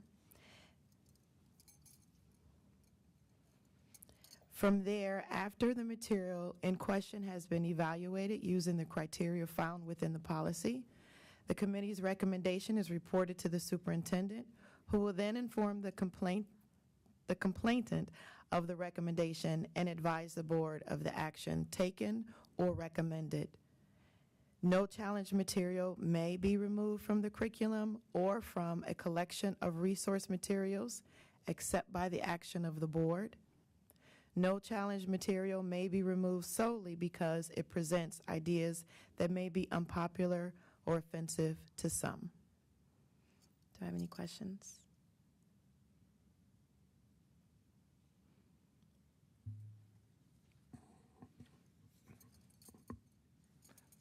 No questions. I'll come back around as we go through the discussion with some of these points. And then the second, I guess it would be 8B, and is our policies and for our processes for reviewing the book selections for the Library Media Center and the classroom library. And I would take any questions regarding that process at this time. Can we just go from the top? And I don't know if this is a tag team throwing the elephant out in the room on this.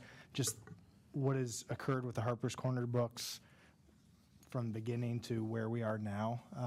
I don't want to belabor the point, and we don't need to go into great detail, but I think it's important that we kind of establish what has occurred and where we are now. Do you want me to address that? I can too. Okay. Okay. Yes, just a little bit of history on the Harper's Corner donation. This began to be a conversation last, so that would be spring of 21. I had to think of what year it is now first.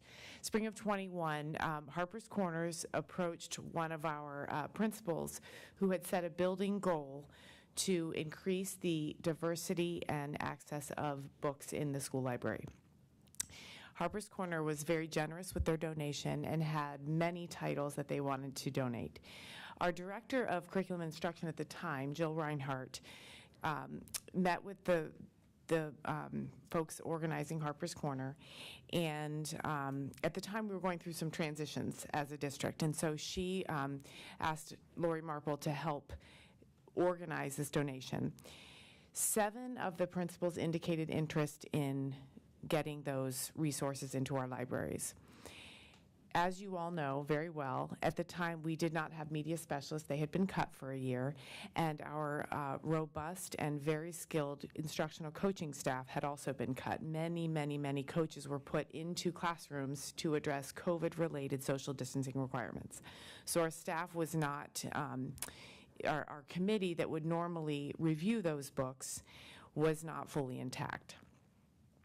All of the books were approved by the American Library Association and do exist in the Follett collections. Follett is the vendor that we use to build our classroom libraries from scratch. So example, Hopewell, Depp, and Eversole, we purchased a set of books from Follett. So that's kind of the universally accepted public school vendor for choosing books.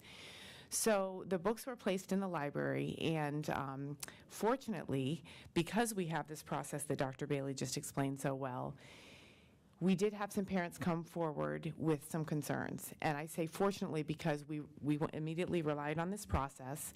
We asked that the books in question be removed from circulation. I want to be very clear, we did not remove these texts from the library. We removed them from circulation to allow us time to review them. Dr. Bailey and her team created a committee. On that committee, we have media specialists, we have coaches, and we have a couple classroom teachers and some administrators. And they're meeting next week. They will review those texts, and there are a significant list of criteria that we look at. There's 12 questions that we ask ourselves when we decide if a book belongs in a library. So, Mr. Valentine, it's a very long answer to explain why we got here, why they aren't in all the libraries. The questions that we're focused on right now are the age level appropriateness of the books. There's two, I said there's 12 criteria, but the 2 main ones are a child's reading level and readiness, and also the maturity of the content. And those 2 don't necessarily live together. You might have a child who's in 4th grade who can read at an 8th grade level, but is not ready for the content that some say books that say grades 7 through 12. You wouldn't necessarily want that. We do believe in choice. We do believe in students being able to choose a book that they want to read, but we need adults to keep an eye on that. And so Dr. Marshausen has reinforced with our building principals, we want to make sure that a media specialist or a library aide is there at the point of checkout to make sure that the right texts are going home with the right students. We're asked a lot, well, what happens if a child checks out a book that doesn't align? And anyone who's ever watched a media specialist work their magic, it's a quick conversation. Hey, tell me why you checked out that book. Well, I like the cover. Okay, well, what do you like about the cover? You know what? I have a book that you would really, really like. Come with me. I want to check out that book. So it's about relationships with our students, relationships with our families, teacher knowledge about the child, and their reading level readiness. So I answered a lot more than you asked, Mr. Valentine. Clearly, this is a topic that we've thought a lot about in the past few days, and we're fortunate to have some pretty clear guidelines through our board policy that we can follow. A couple of follow-ups. Sure.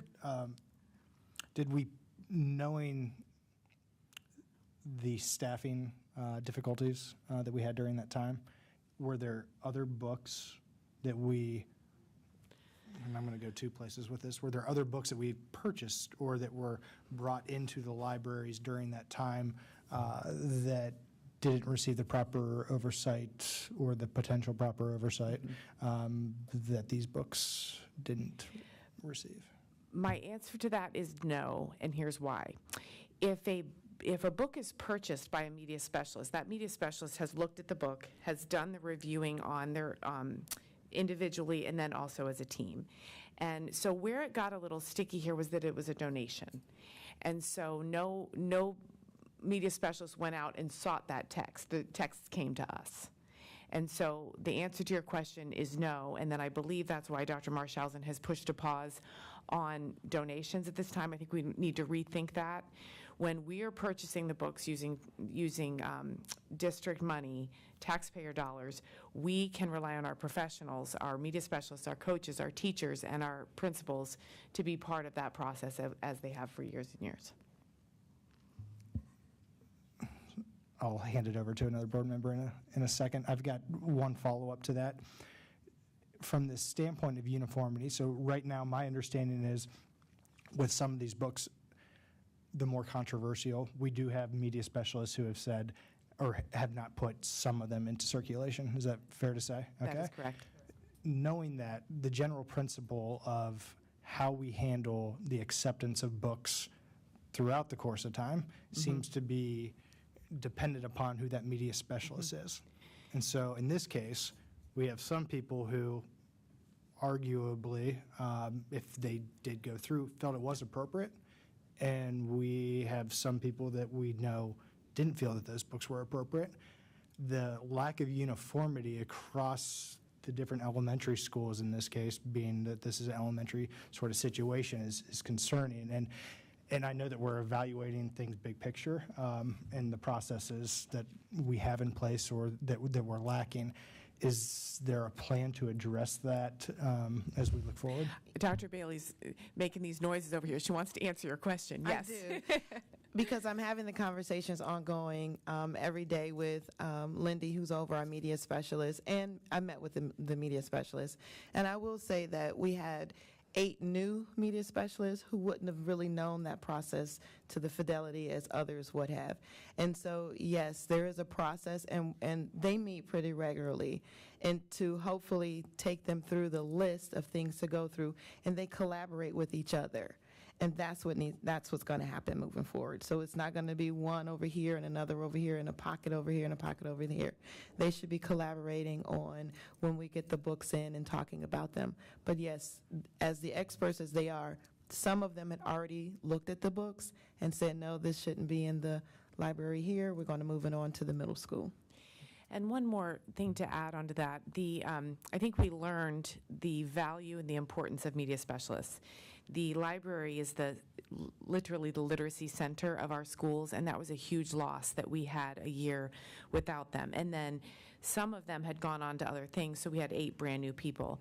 And when Dr. Marshausen joined us and made the decision to bring media specialists back on, everybody was very, very happy about that, but training had to happen very quickly, and I don't think we got that uniformity like we want. The other thing to point out, too, is we have always given our media specialists autonomy to choose text based on their student population, and by that I mean you might have a child go up to a media specialist and say, will you buy this book? And the media specialist would say, yes, I will. And that we have to allow them to do that without saying, well, wait, let me check with 14 others, because they might have students who are requesting other books. So there's a middle ground there, and I think you addressed it. We're going to have them collaborate. We're going to develop some time that they can get together, and we also have 2 media specialist leads who we're going to rely on to make some organizational decisions about that collaboration. Thank you. I'll come back with a couple small things Please do. after anybody else asks questions.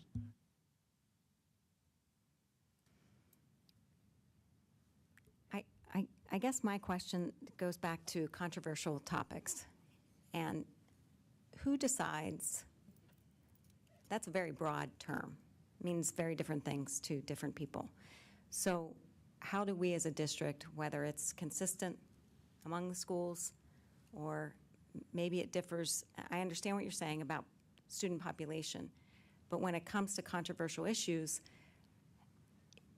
I think we have to be very crystal clear what those are and center around and how we make decisions based upon them for different grade levels. You want to know what are the controversial issues? Because that is board policy that says controversial issues. And so it would be the explanation and clarity that we come up with to determine that. If someone brings and challenges something to us, we go through the process of looking, and then we recommend to the superintendent. He then takes it to the board, and you all have the final say on those books. And Mrs. Rigby, I think if I've been asked it once, I've been asked 100 times, who defines controversial? And the answer is, well, that depends, because we all bring a different perspective of what controversial is. So that essential question is very difficult to answer in a black and white way. That's why we have to have processes, we have to have different voices in the room and perspectives, and people feel very strongly about something they think is controversial. And then there might be someone right across the table that says that's not controversial at all. So we have to kind of work through that. So when we have books that we're saying are a controversial topic, we're saying right now we don't get rid of the books. That, I guess I'm lost on what happens if we determine that they don't look, and who really determines that and why it's determined. And then is it just not available to everyone, or is it a specific student? Like, is there a list, like these students can't read this book? Or I guess I just want to understand, like, what's happening. The committee will then will determine a recommendation for the book or the books, or take action, but with all of that, we first present it to the superintendent with a recommendation. And then from there, we find out how to move forward. But we come up with a recommendation on what to do with the book moving forward. The committee, the team. I think it's important to point out, too, that when you review books, you're not looking, is this a controversial book? You're looking at these 12 criteria and making sure that they meet these 12 criteria. You're not just like generically saying, oh, these might be controversial, let's take it out. You know what I mean? Yeah. But it may come to us policy as overrides guidelines, correct? Yeah, so the policy will be that they'll make a recommendation to me. Now, there's some gray areas right now because some of these books have never been placed into the media centers. So if they've never been placed, can they been removed? Conversations that I was having today with legal counsel. If a book has been placed as a resource and approved by the board, only the board can remove it. So if a book has been in a media center and was put in the media center, and the committee recommends that that book be removed, and I want that book to be removed, I will bring that book to the board for removal. If a book is in the wrong location, it's not being removed, it's just being moved. So let's say that there's a book that is American Library Association 5th through 8th grade, and right now that book is living at Old Sawmill Elementary. That book could get moved to Davis Middle School if it's felt that in our resource pool, it's more appropriate for a grade level. The book can be moved, and that might be a recommendation that comes from the committee, or it might be a book that now that we're back to only adults can check out books, it's restricted to 5th graders. And if it's scanned, it has a warning that make sure this kid's in 5th grade before you give them the book.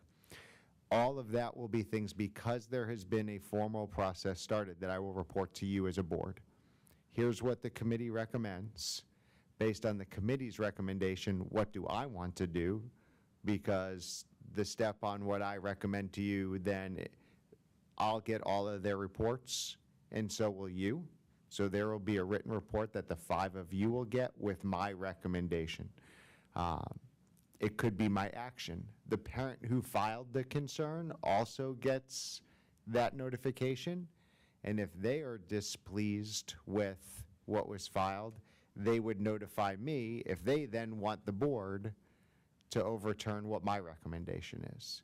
So per policy, there is a formal process here that for the first time in my 17-year career, we get to go through, and you've been on the board for a while. It's probably the first time that, that it's gotten to this level. So, you know, as I said, and you received copies of my emails, I think that the process is working. The process is working in that a parent had a concern. The concern has formed the committee, and we're working through this now step by step. Everybody's learning. If I go to that culture playbook, we're better today than we were yesterday in terms of understanding the process and how we work through this as a team. So if after that recommendation, a majority of the board says, we don't like what that recommendation is, and they want to, you say, I think we should remove it, majority of the board says keep it, or vice versa, we just. You guys are the final opportunity. Yeah, you're the decision makers when it comes to, there's been a complaint raised about an instructional resource. The committee gets to make a recommendation to me. I get to take it or leave it. I make a recommendation to the board.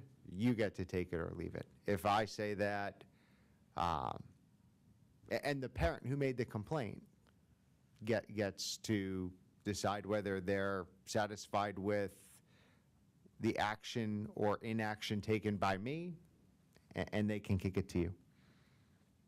So to Diana's point about the controversial issues, obviously there's the day-to-day side of the admin running the district, but inevitably, whether or not we deem some of these books controversial could really come down to how the five of us decide to act based upon what we get with a recommendation. Yes.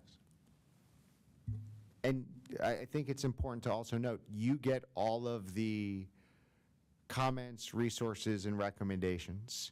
Dr. Bailey's team will be looking at specific books, at specific material. The recommendations from that group I get to see, and then ultimately you get to see the deliberation that they had that was part of the conversation.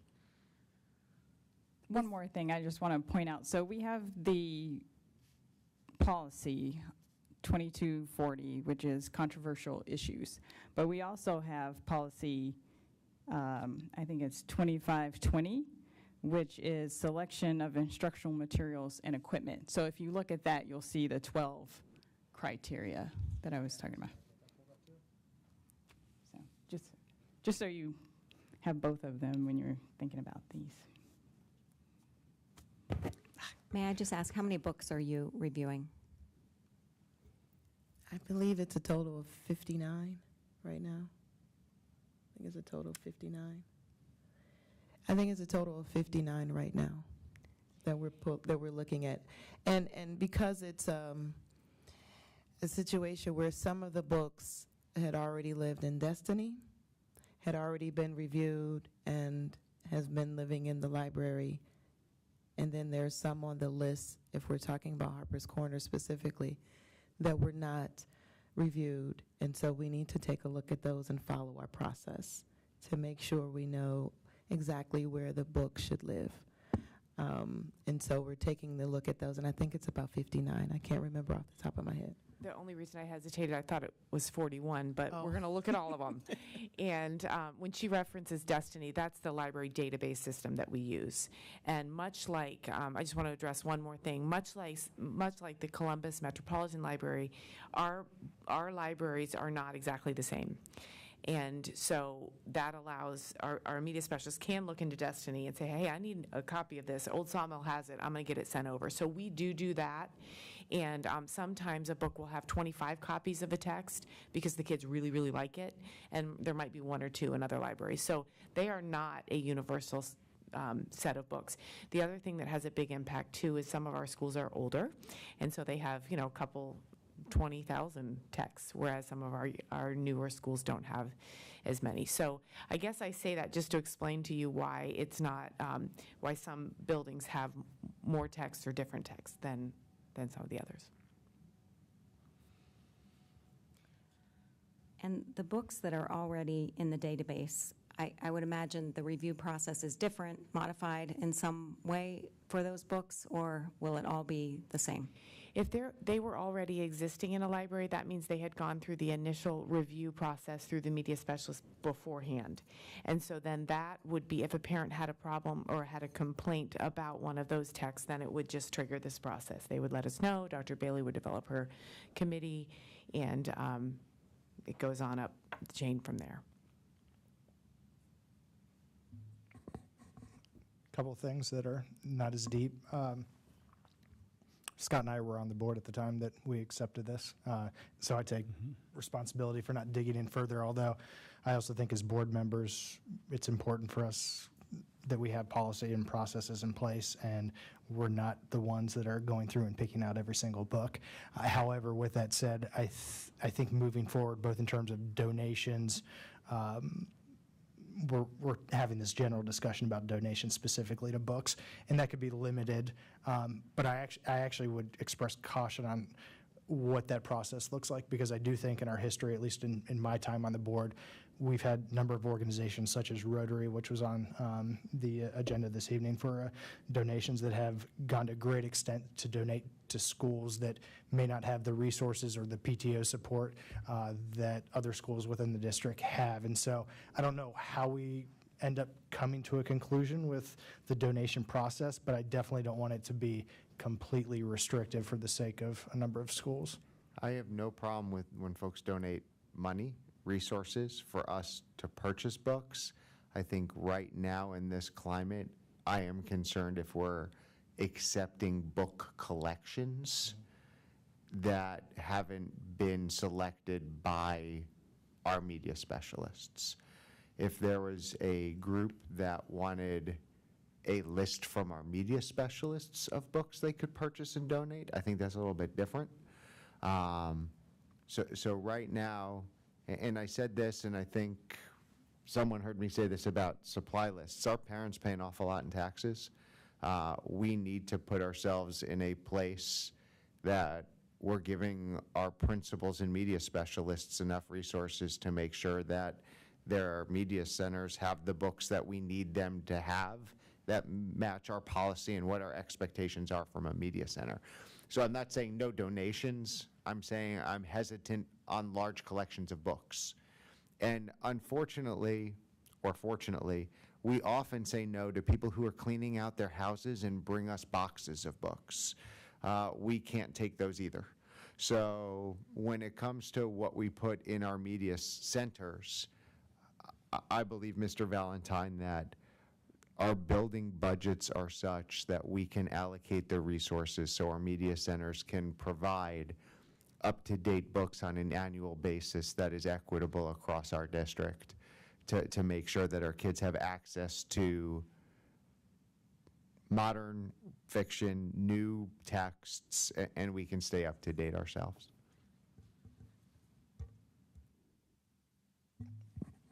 On a where we go from here, what's the timeline? What does this look like? Obviously, you guys are meeting.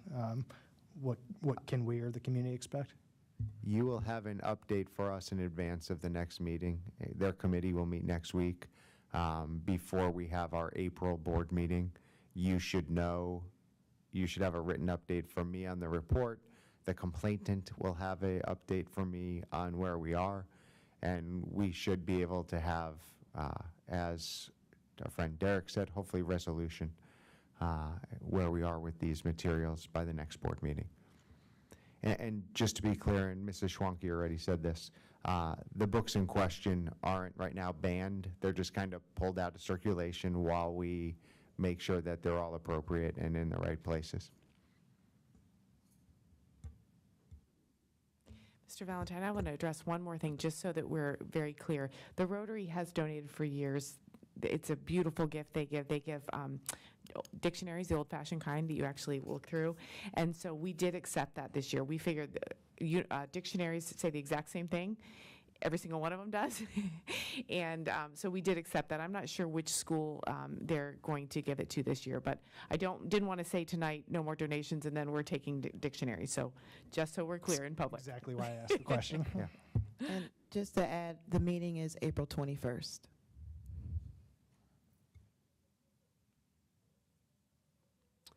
All right, thank you for the update and the discussion on the library books.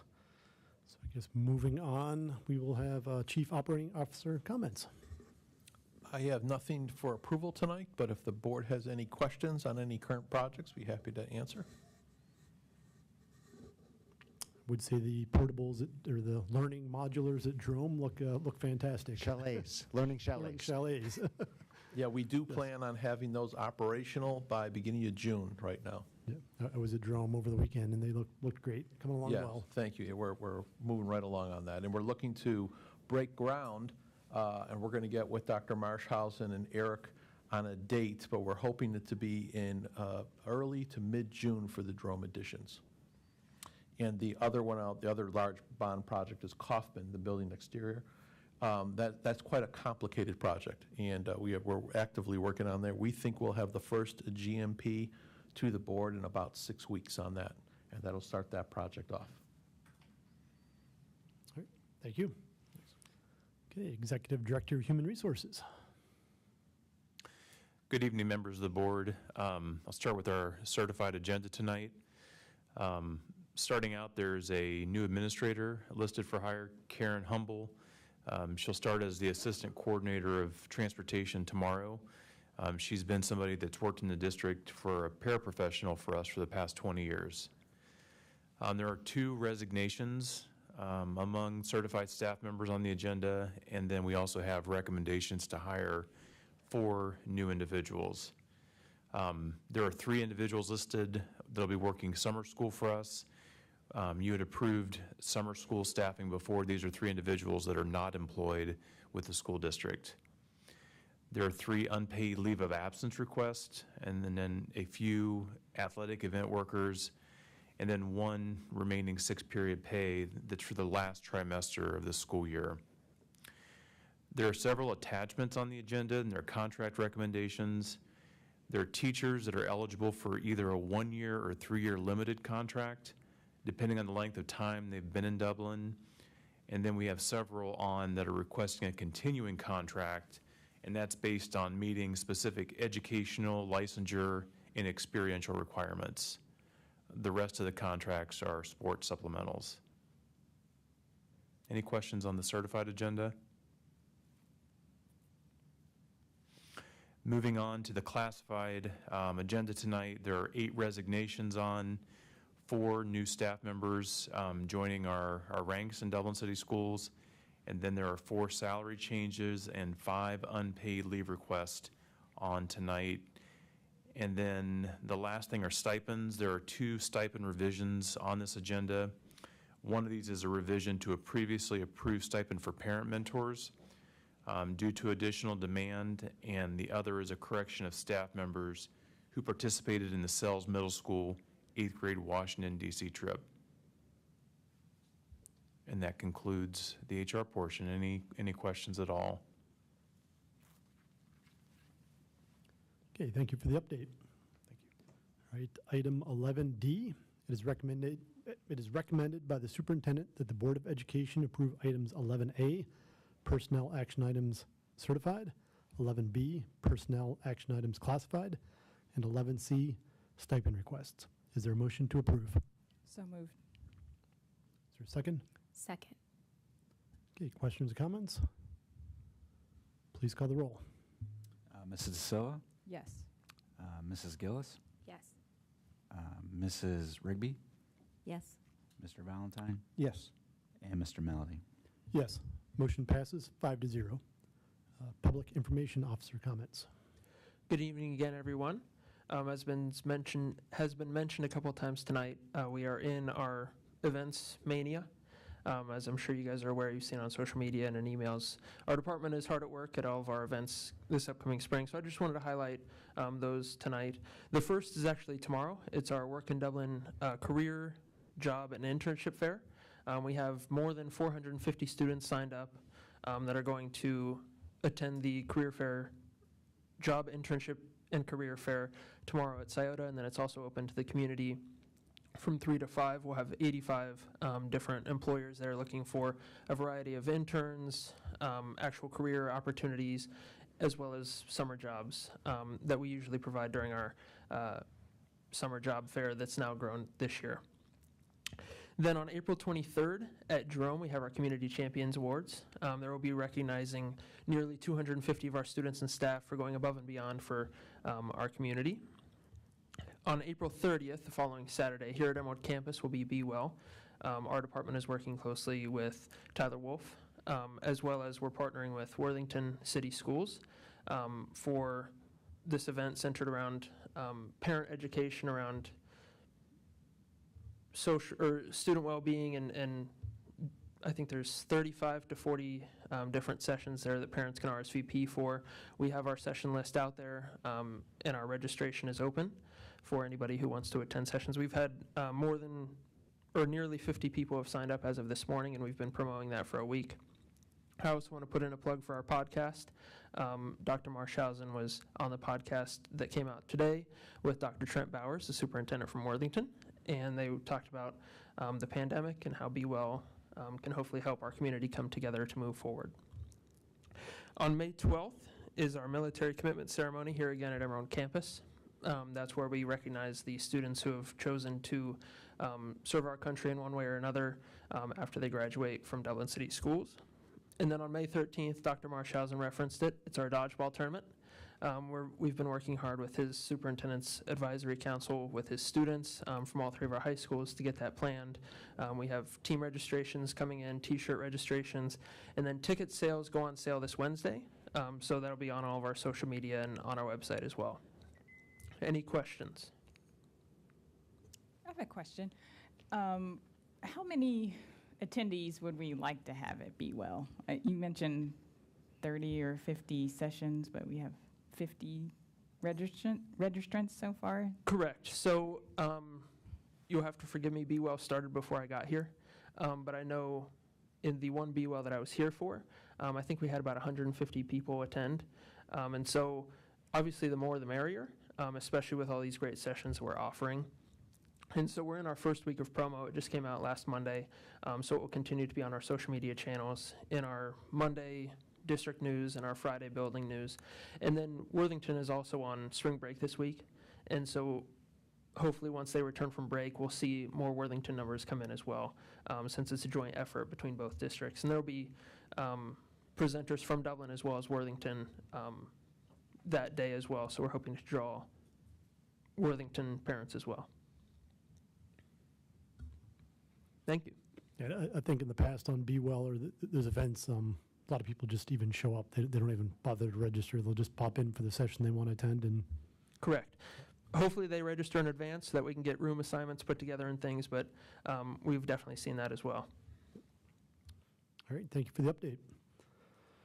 All right, items for board discussion or future agenda items?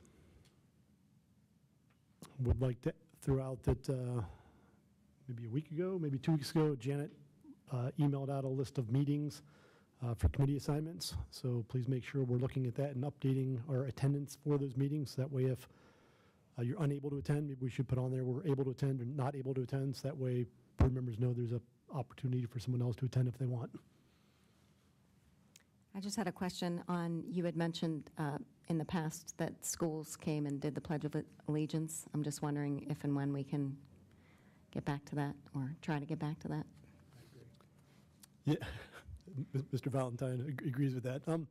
Yeah, that's something, since we are probably at the end of the school year now, maybe that's something we can start scheduling for like September, August, September, once we're back in session. Schools came and did the Pledge of Allegiance here? Oh. Every yeah. Oh, see? I wouldn't have even known. Mr. Melody said, hey, usually the board president and superintendent go shake hands of people who get the Golden Shamrock. I'm like, somebody's got to tell me these things. I can set that up for us, starting next school year. Typically, we would assign a meeting to, one meeting a month to a school, and then, so over the course of 2 years, you get every school, and they pick one group of students. They give you a 5-sentence summary of that group of students, whether it's a club or a group or a class that's done something really neat, and then they start the pledge. So, Mr. Valentine, you wouldn't have to say the pledge for us every single time. I'll get that started. All right. Ask and you shall receive. All right, any other items for discussion? Okay, is there a motion to adjourn? So moved. Second? Second. All right, all in favor, say aye. Aye. Aye. Okay, meeting is adjourned. Thank you.